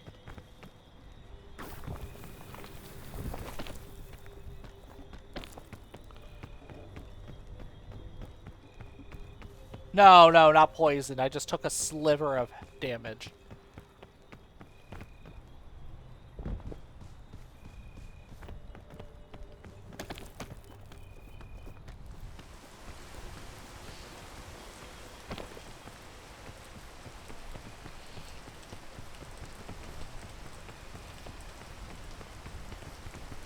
Ooh. I think I can do that.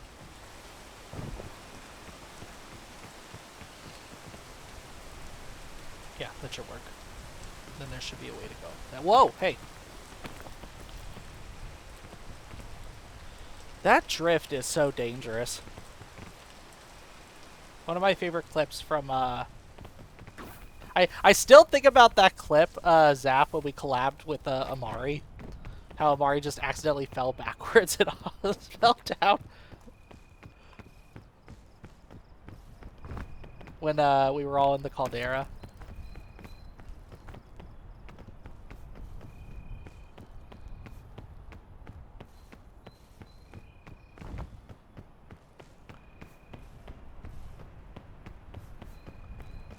Sorry, the kiln. Yeah, that's right. Yeah, when we were all in the kiln, and they almost fell right into the volcano, right into the lava.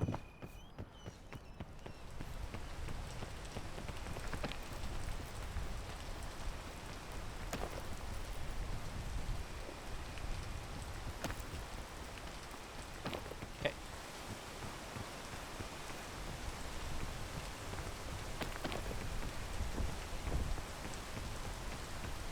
Oh, hey! Chain launcher? Oh, granola bar. Perfect.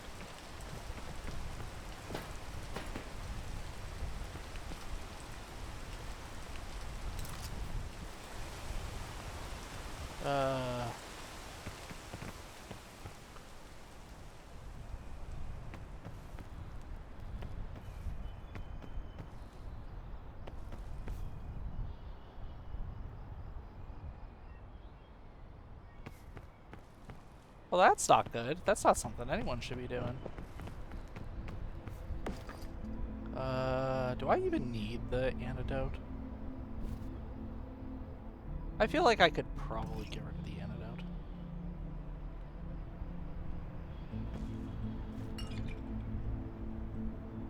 Yes, I did see that. Yeah, congrats on that, Zaf. Yeah, that is awesome that you got that.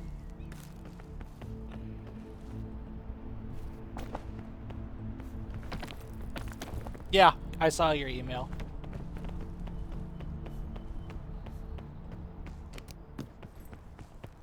So, girl boss. Pirate's Compass.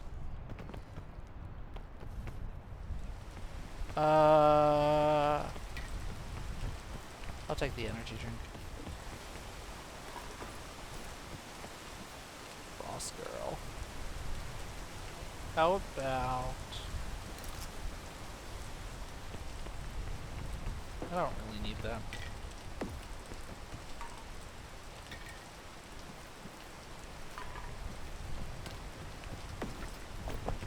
Something like that.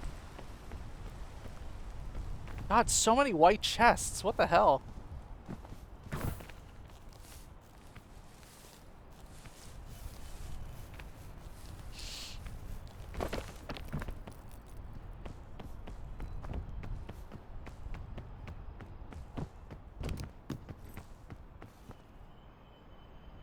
Bandages I definitely need. Like that. No, no, no, no, no, no, no, no. Fuck! Okay. Okay. That's funny. At least it didn't go down that far. Oh, now I could use the antidote. Also, there's so many of these things. Jesus.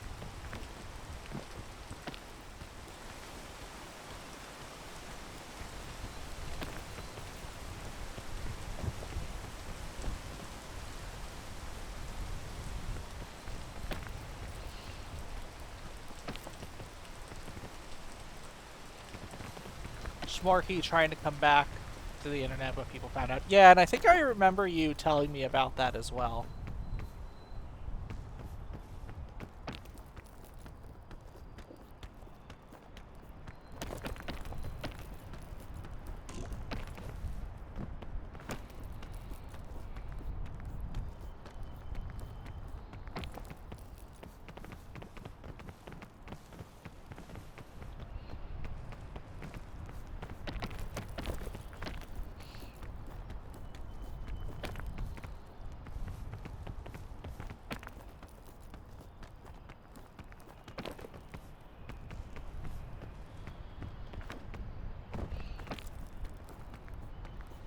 Come on.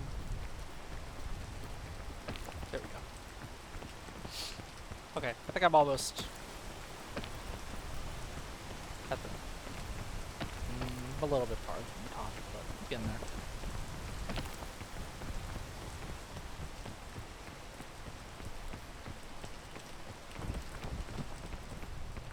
Yep.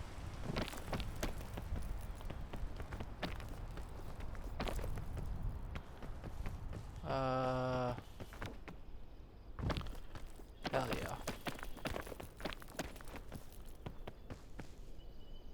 Oh, shit. Okay, I'm back over to this place.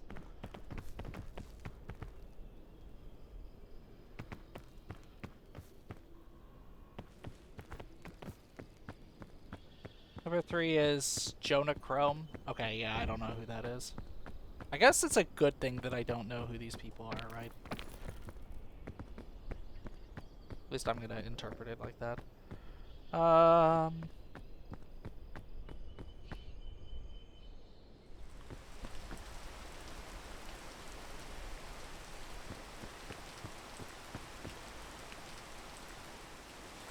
Well, you're an old person, so I know you wouldn't get these people. Hey. I mean, yeah, I am older.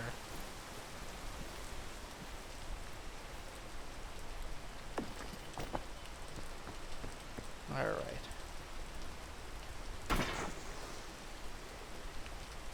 Okay. True TV watching old. Jeez. Alright, alright. I don't think I've ever watched... Have I even watched True TV? I'm only one carbon dating here. I am, How many dog years am I? What's 32 times 7?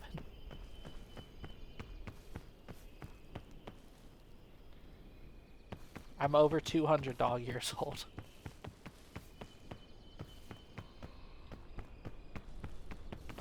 Oh. Actually, that could be useful.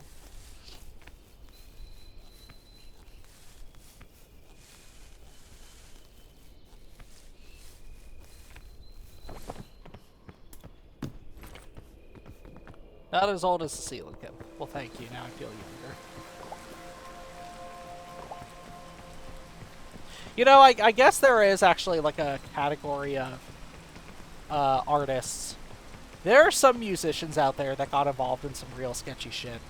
Um, there were a couple electronic musicians that I used to follow pretty closely that once people started realizing, like, wait a minute, these guys, they spend an awful lot of time not even just sleeping around, which isn't like a big problem for me, but they're sleeping around a lot with underage fans, and they're like they're involving like drugs and shit and all of that.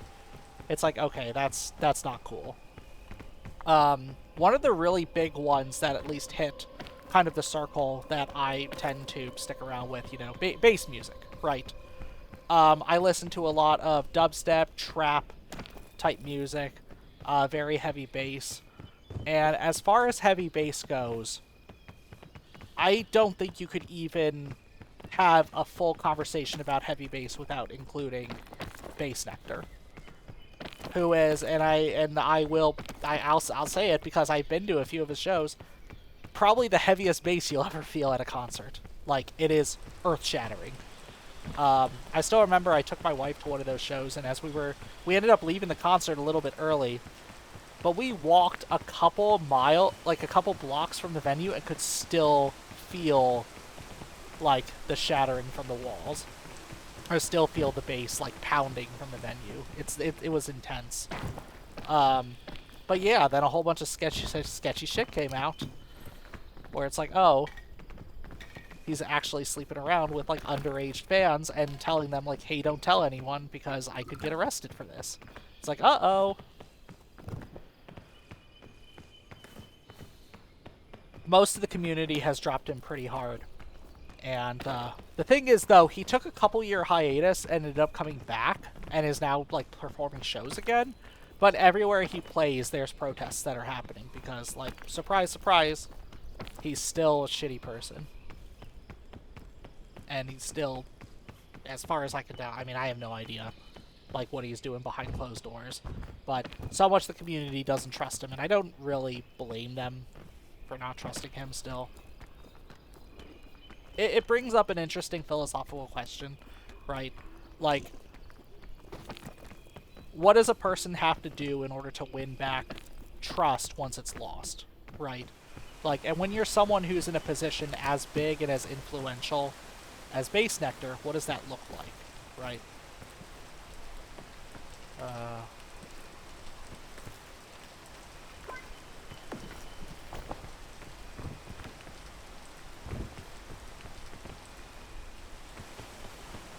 What's with people with fame and trying to sleep with people not in their appropriate age range, Minecraft YouTubers especially? Your mighty blocks not mind miners. Yeah, you tell them, Zaf. For real.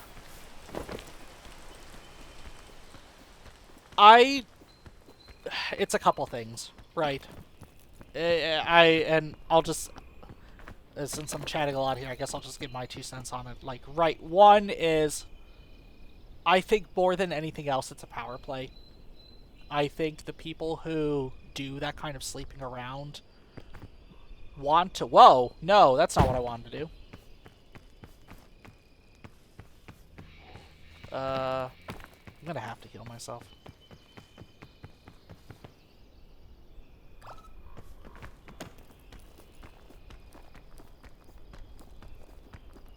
And VShojo.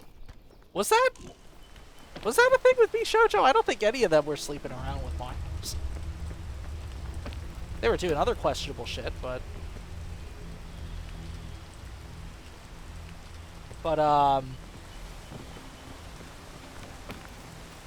Oh, yeah. No, what I was talking about. It's a power play. Right. No, I mean, like, I would kill for fame from VShojo, Hololive, etc. Oh, yeah. I mean, I don't know if I necessarily want the same fame that VShojo is associated with, but I get what you're saying. He would cherish it. I'll be 100% honest. I don't think I ever want that level of fame because I don't think I could take that stress from that level of visibility. Right? When you get that big, people are going to latch on to every single word you say and frame it for some sort of story. like to catch that narrative. VTuber Nux, okay, yeah, but he's not VShojo. He's like, he was like slightly adjacent to VShojo the one time that VShojo, in my opinion, rightly called him out on getting himself involved in things he shouldn't. That's a topic for another day. But no, yeah, Nux is also a fucking weird. He's a fucking weirdo, and he's a right-wing grifter. So nothing that he says should be ever taken with at face value.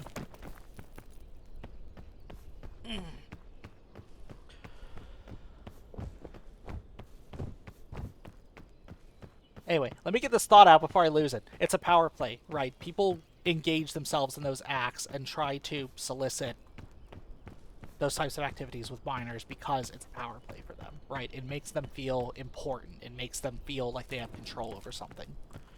So, I am immediately grossed out by anyone. Okay, Mesa. We're doing Mesa again, I guess. I wasn't sure if it changes every time or not. But yeah. It's like, I just don't get it. Like, Okay.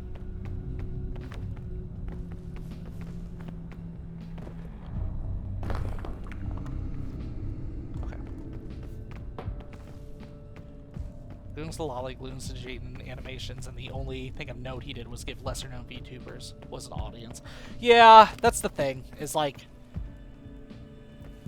I know there was a point in time in which he was, like, I think introducing a lot of people to VTubing, which is, like, I guess not a bad thing. In hindsight's 2020 and all that, right? Like, there were definitely better people who probably could have gotten more out of it compared to what they got from him. But, yeah, all that stuff. Like, I said it once, I said it again, he just kind of comes off as, like, a creep. Like, even notwithstanding all of the grifting he does and talks about cancel culture and whatnot. Also, he seems to take every chance he can to, like, market the fact that VShojo tried to cancel him. No, come on, wake up. Thank you. That wasn't smart, so I automatically have to heal myself.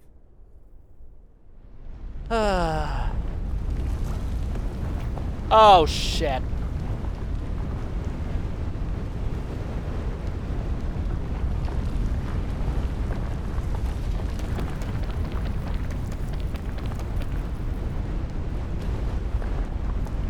Can you let me go?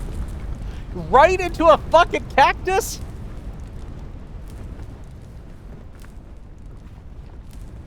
Oh, I'm gonna die of fire. There we go. Ah. Oh, shit. Okay. Come on, Thor, get the thorn out, get the thorn out. Ugh. Oh, shit, ads. No, no, not again!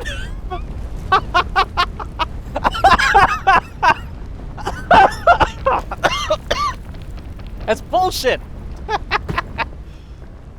Oh my god, that's funny. God damn tornado. I think it took me too far away from my stuff. I have to keep going. God, that's funny. Wait, no, there's all my stuff. Tumbleweed, no! Fuck. God damn it. I want my stuff back.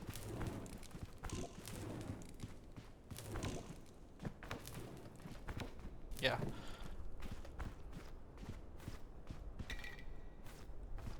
There we go. God, no!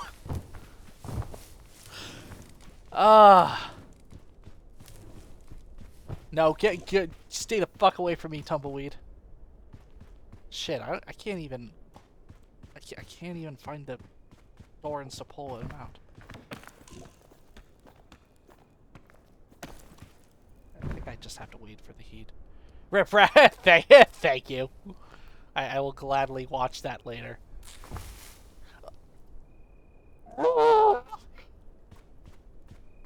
Man, that Tumbleweed is just trying to piss me off today.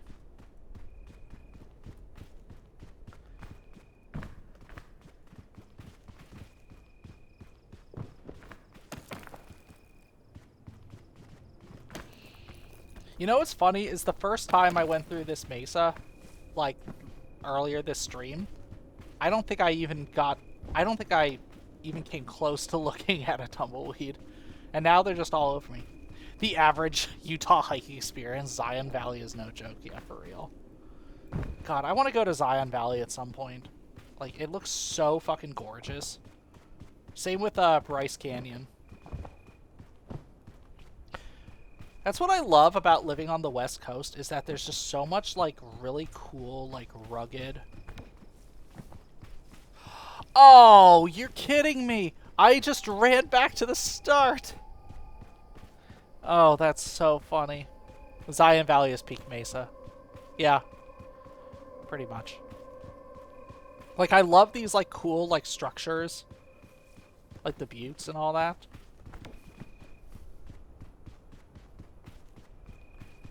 I don't know what it is about them, even. I think it's just...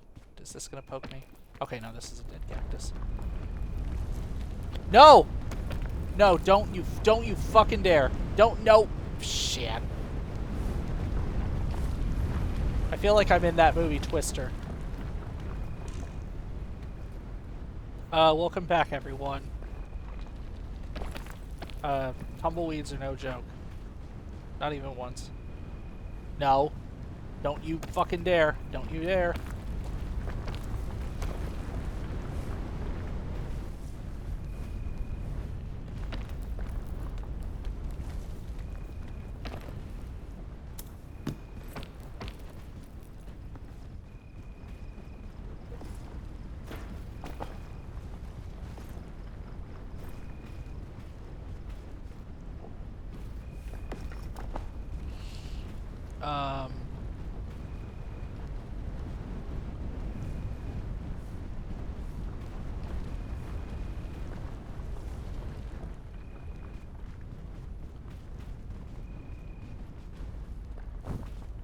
I don't really want to open that chest, though. That's the thing.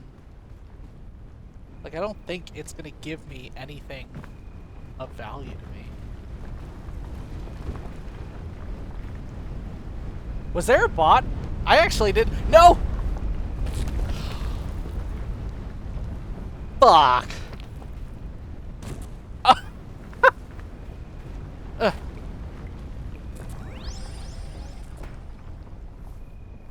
Great.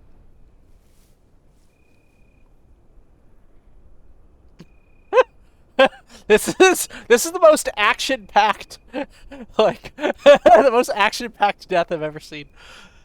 I'm gonna... Okay, good. I was about to say, I thought that I was gonna be able to survive that. Fuck, those cacti, though, we're gonna... Yes, thank you. That's good that the stickers just disappear after a certain amount of time. I didn't even catch that box, so good job, Sari. Yeah, I'll take another. No! Fuck! I am just getting destroyed by tumbleweeds. I don't know which way is up. Tumbleweeds, stop it. Why are they so mean to me?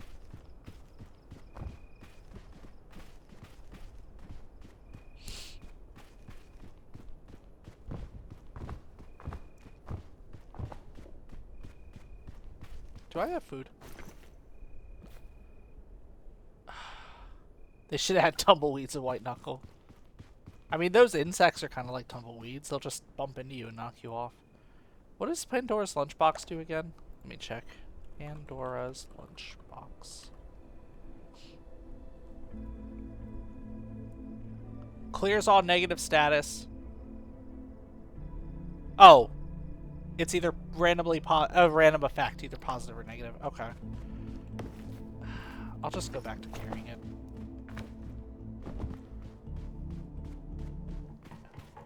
It'll either be beneficial or it can downright murder you. But that's the thing, is I don't want it to downright murder me.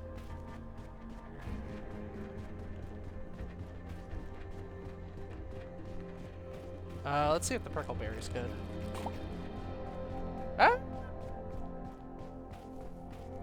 It helped. Oh, thank you for the dark mode and the check-in. Somehow I missed your hydrate from a long time ago, so let me take a sip of my tea. Thank you for that.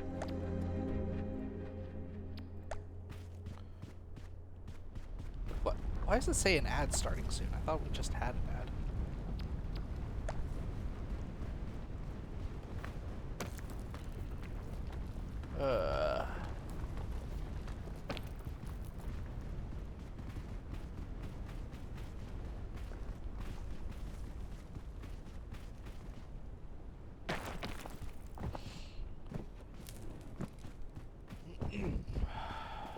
Alright.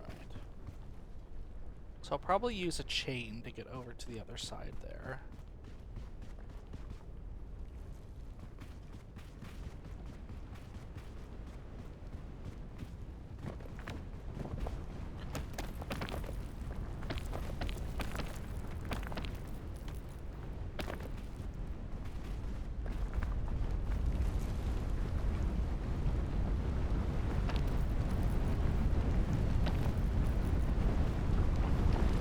No. Don't fucking dare.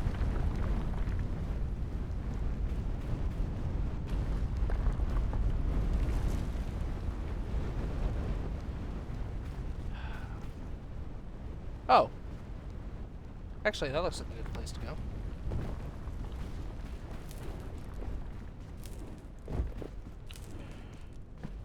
Hot, hot, hot, hot, hot.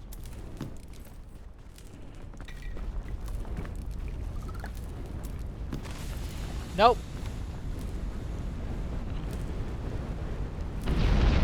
There we go. Hey, go away. Get. That's a cool effect.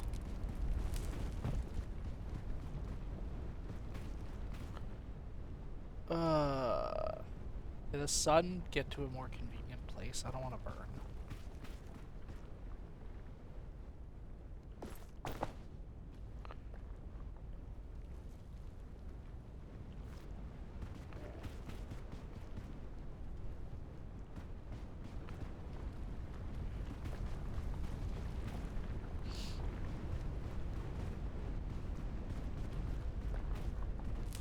I don't really have much option other than just keep walking through the shadows.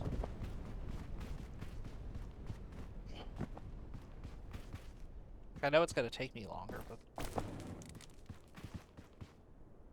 least I'll still have HP, right?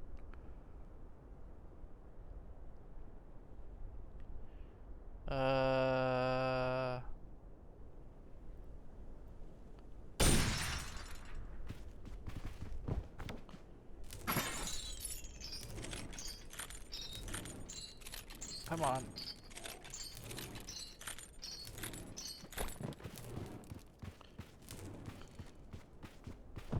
There we go.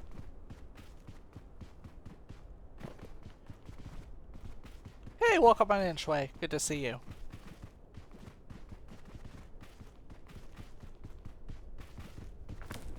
Hope you've been doing well. We're playing some Peak right now.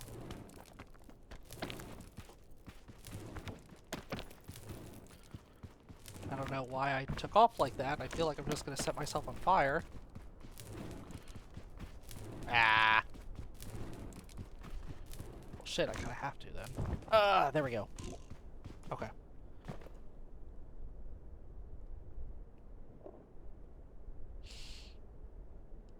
I don't know why my shout out message didn't work. Let me go ahead and shout you out now. There we go. I was trying to update my... I have an auto shout out that I was trying to update because sometimes people will post and then because of the size that my chat takes up in my OBS window, the auto shout out automatically just pops up and covers up whatever the last message sent was. So I can't actually see what people say when they first enter into stream. But for some reason it looks like it just didn't do the auto shout out. I'll have to look into that later. No. Damn it.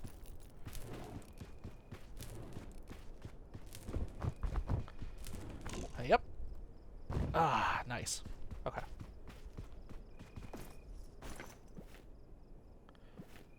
I really don't want to take my chances with Pandora's Lunchbox. Oh! You'll be useful.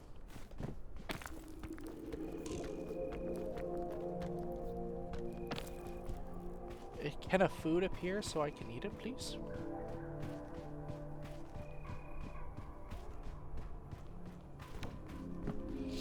I'd like that very much. When you're struggling in peak, just think of the one food you'll eat. You're thinking of sushi. You can't find sushi in peak. I want to find a nice bowl of, paneer makhni. With some, chana masala. And a nice basmati rice.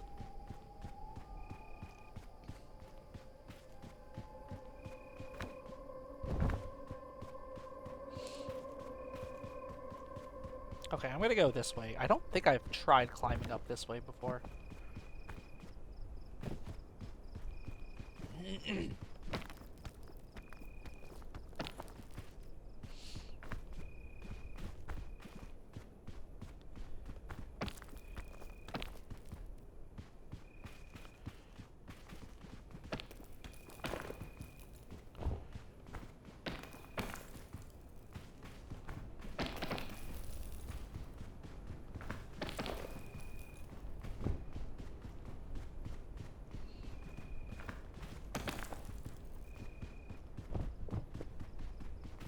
Why would I pick up a cactus? That's just asking for a bad time.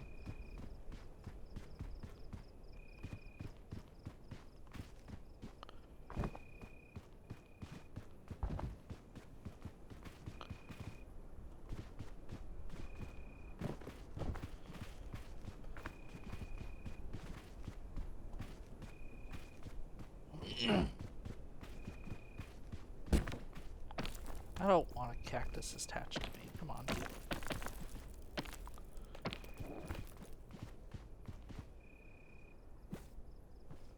Get off me.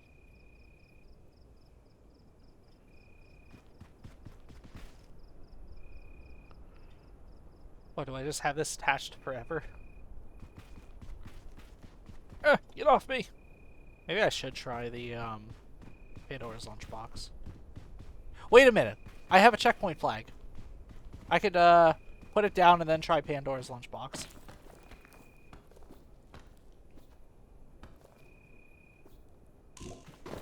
In case it kills me.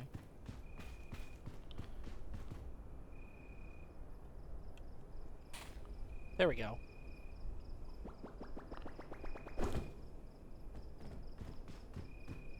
Well, that worked.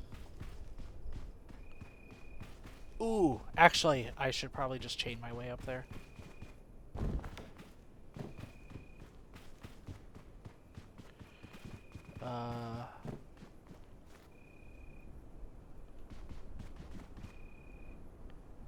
Eat the lunchbox? Alright. I'll do it.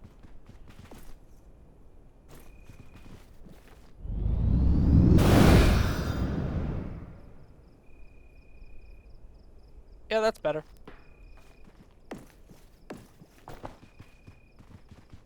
Once the poison wears off, it'll be good.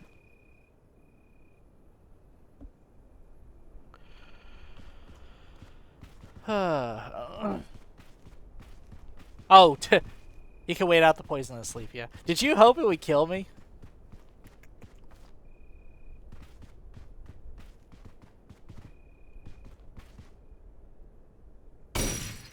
Taylor Swift tweeted the lunchbox. I think it was just the way you said, oh well. That's alright. I am now... Taylor Swift would eat the lunchbox. I think if she thought her life depended on it, she would.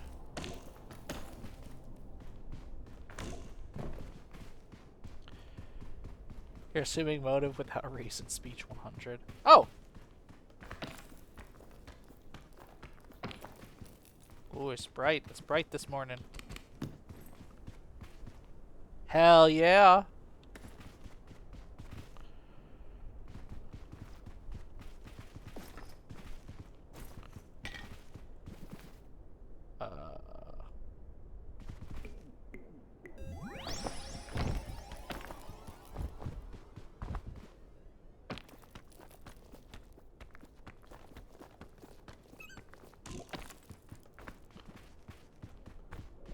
I can't see shit. Alright.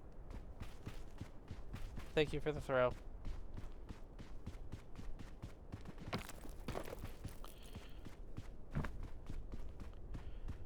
God damn fog.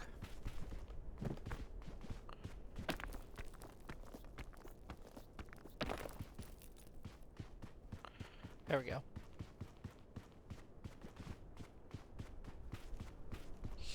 Now I'm back on track.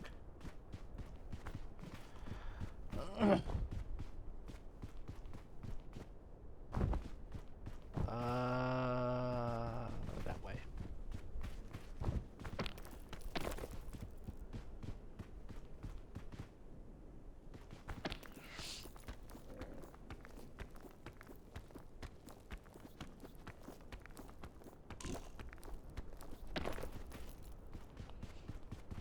Ooh.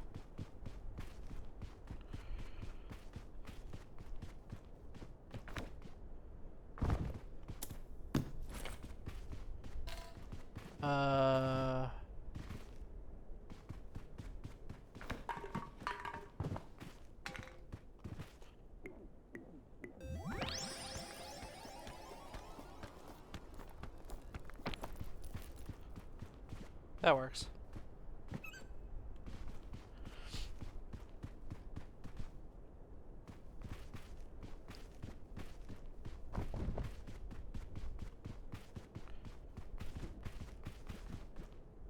Well, what? What? Don't fall. Okay.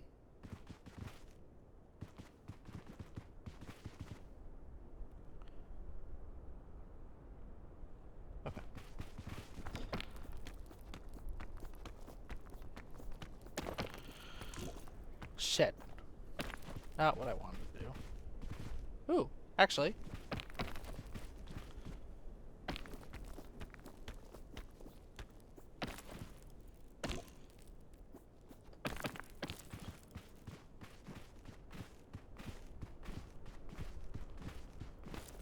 There we go.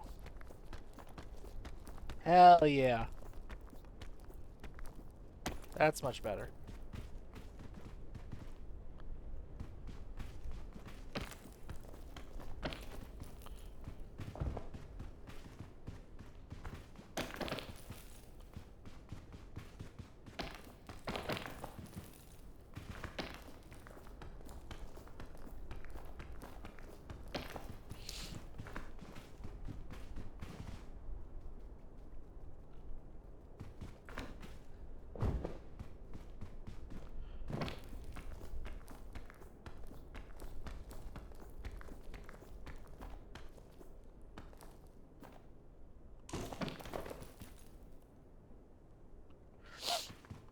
Go. Actually, would it be better to go that way?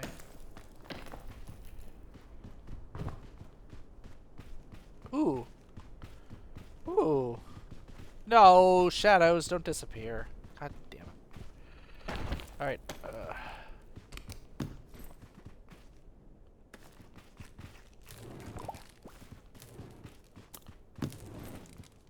So much Girl Scout cookies, holy shit.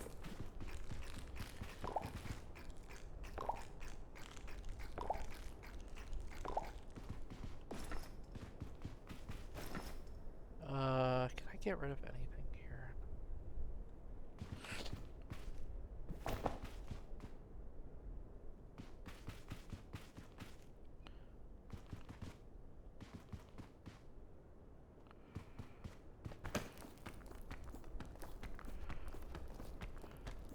I'll just keep it moving.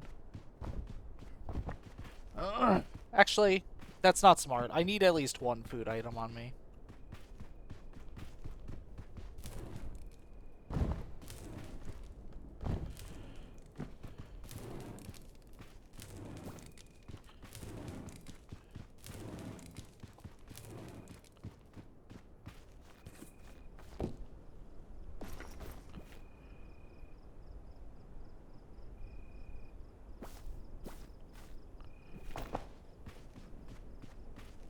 I don't think I need the fungus.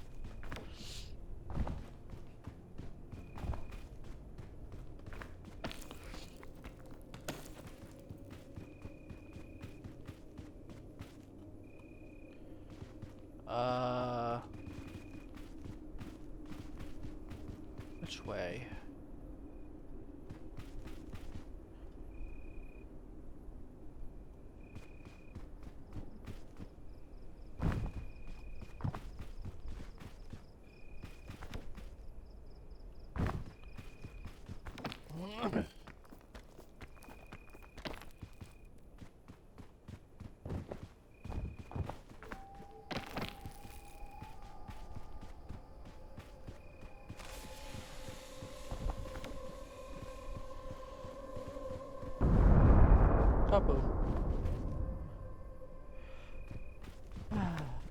I'm getting there.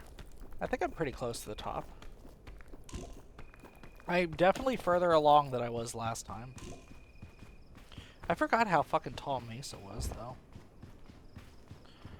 That's pretty standard for this level, though, right? It's supposed to be, like, really long compared to the other ones, I think. Or is it not so much that it's really long as it's just, like, really challenging? I don't think I'm going to be able to get through that.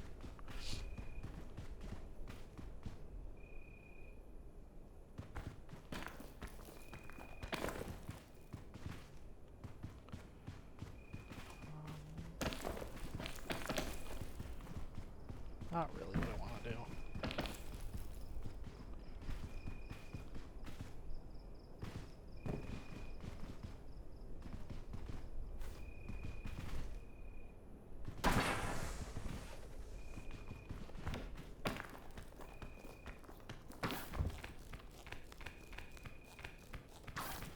I don't know if that was the best use of anti-rope, but I felt better about myself.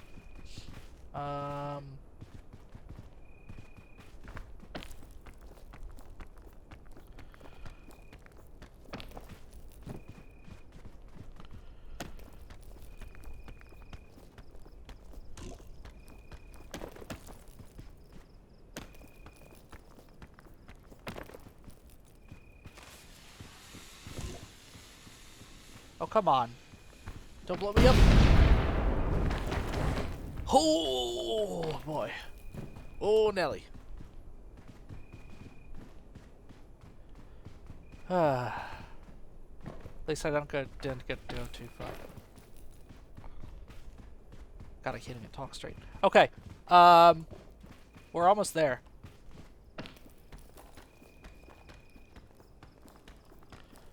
You can pick up a TNT and chuck them? Oh, wow. I'm gonna have to try that. No, I did not know that.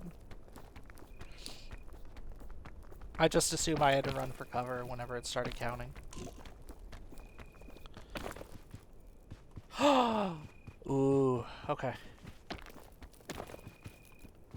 There we go. I think we're almost through.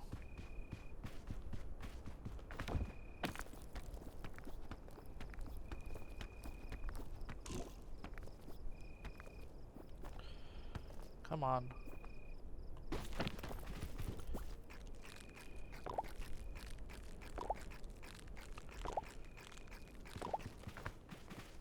I have no problem using all my thick mints there.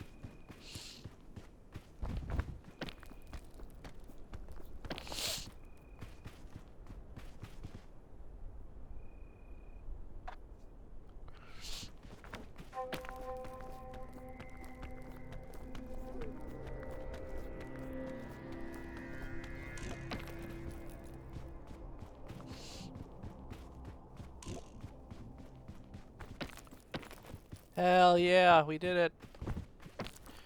We're now about ready to enter Caldera. Thank you. I think this is the furthest I've gotten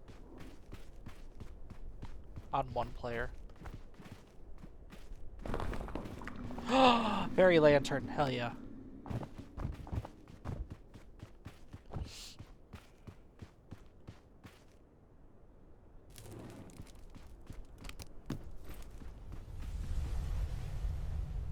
Sunscreen.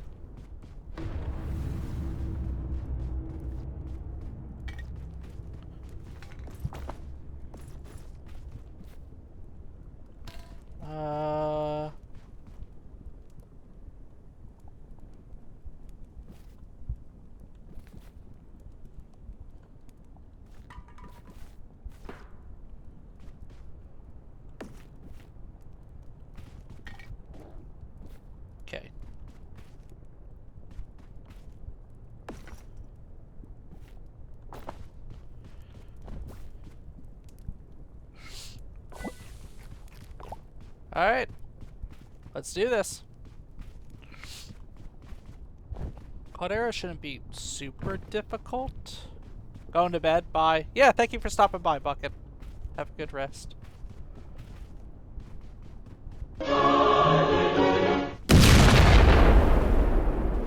And thank you for the boom.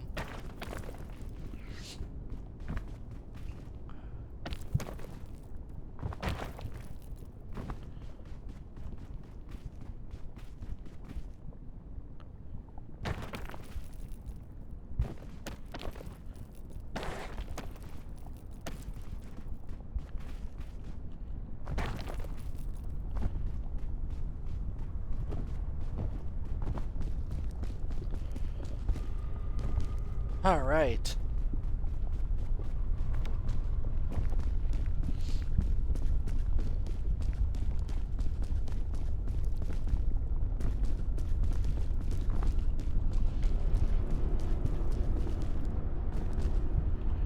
Oh shit! Already not off to a great start. Shit. Did I instantly die? God damn it. I literally just got here.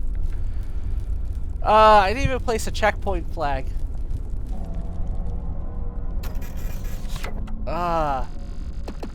What a fucking way to end this level. Do I want to go back through all that again?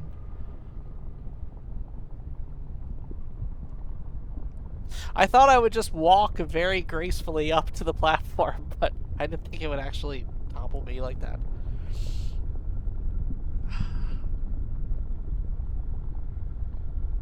God.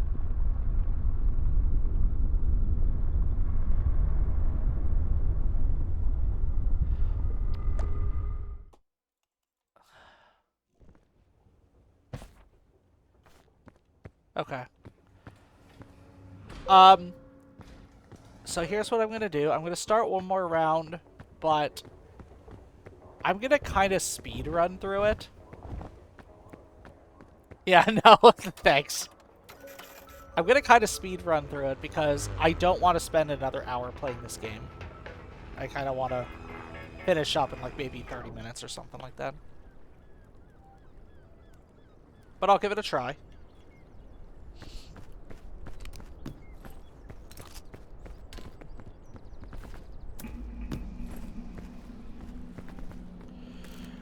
Man, it really wants to just keep giving me these checkpoint flags. Like, I'm not necessarily opposed to it, but gotta keep pushing the wrong button there. There we go.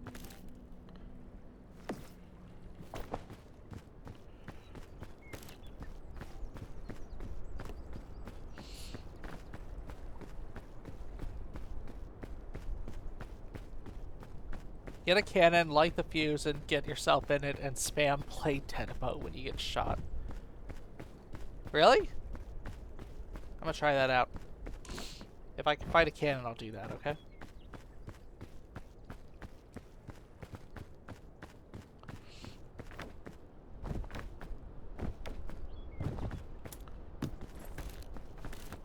I don't need 2 ropes.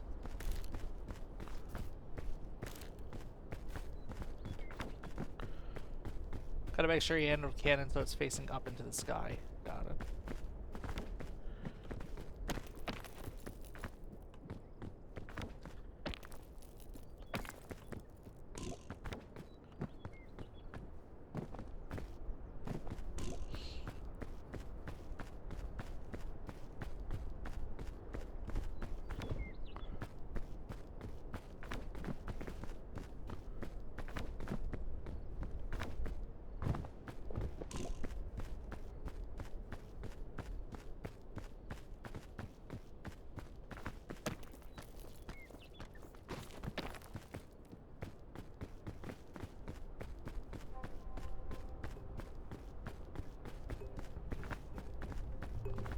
Important thing is if I don't stand still and I keep moving, I'll be able to make some significant headway before I even start getting like really hungry.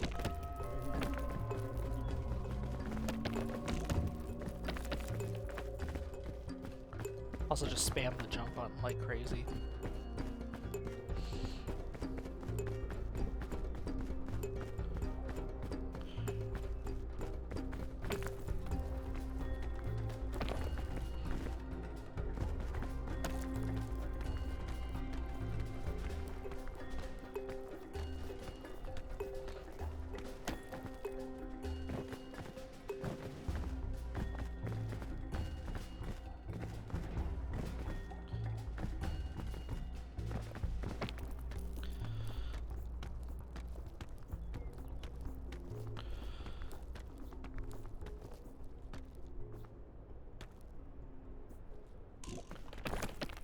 Nope.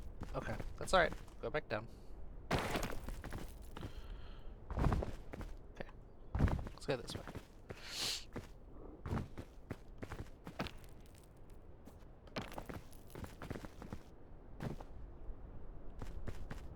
God, I wish my stamina recharged faster. That's annoying.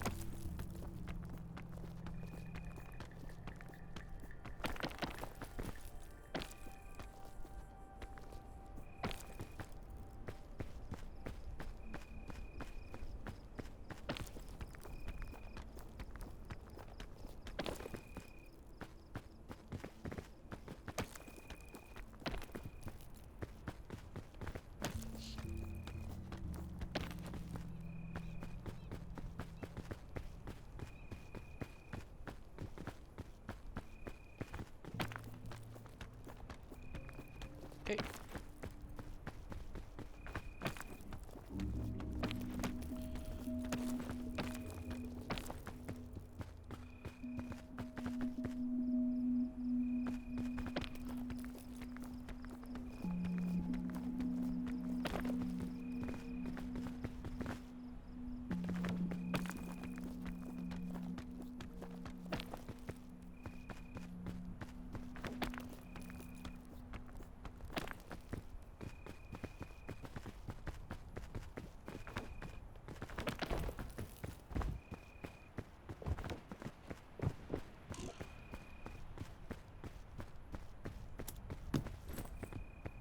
I don't think I can really use a rescue claw. I think I said that before.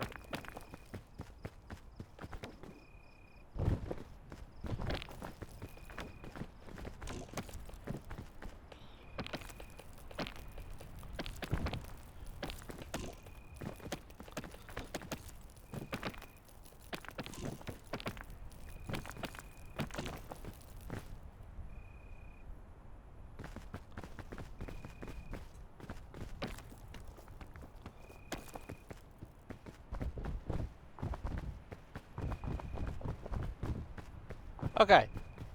First one down. That wasn't too hard. God, it's just gonna be the mesa. It's gonna be a pain in the ass. I can't remember. Is it a random collection of biomes every time, or is it like... Or is it set every update?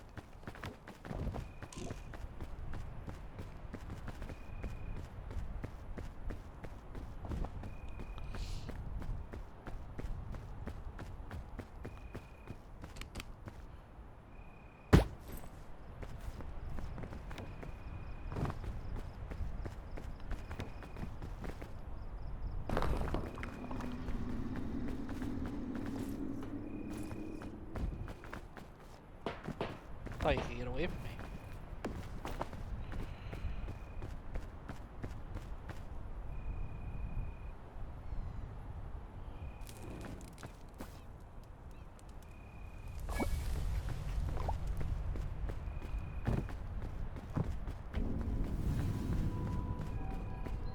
Alright, back to tropics.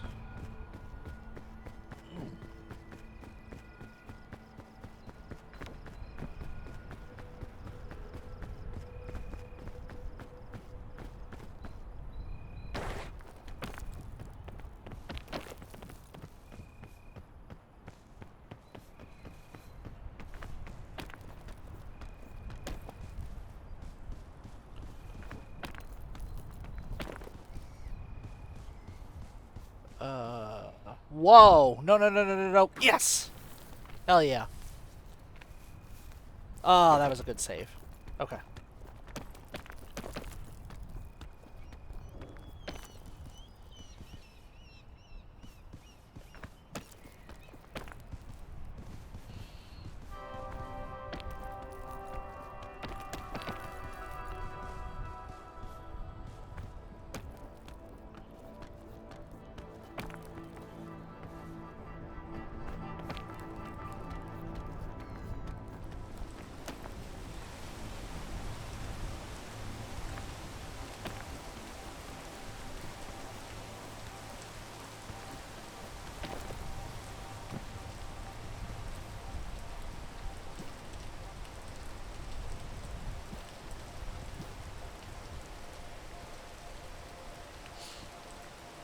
Come on.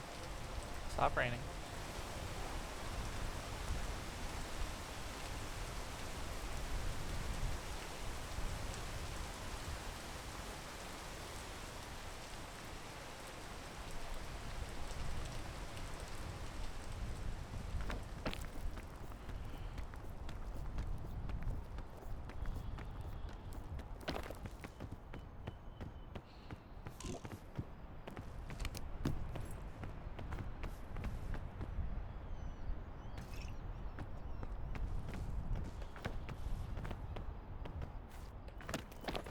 I don't need it.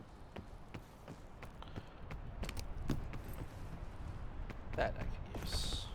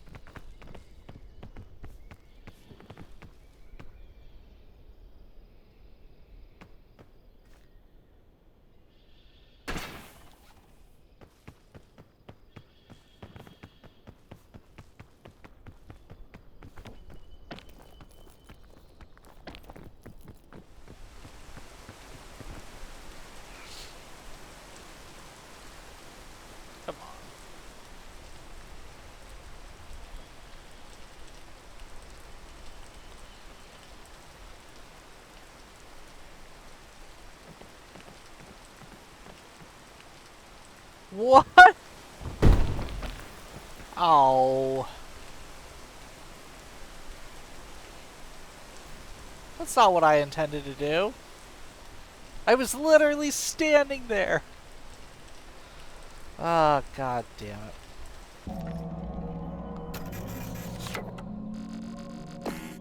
Okay. Well, I guess that solidifies things. I'm probably gonna end stream here then. Alright, y'all. We unfortunately never made it to the top. We got really close. We got to the caldera before I just dove right in. I'm pretty happy with the attempt I made. I'd be down to play it again either next week or the week after. I do enjoy this game a lot. Okay, I think that ends it here. Plan is to stream again at the usual time, 7 p.m., 7:30 p.m. Pacific Standard Time, Wednesday. I don't know what we're going to be playing yet. I need to figure out some new games I wanted to play. But I will definitely let you know. Consider stopping by my Discord or my Blue Sky if you'd like to keep up with everything I'm doing or just want some people to hang with. Would love to have you join there. Otherwise, hope you all have a good rest of your night. Thank you for spending some time with me. Bye-bye.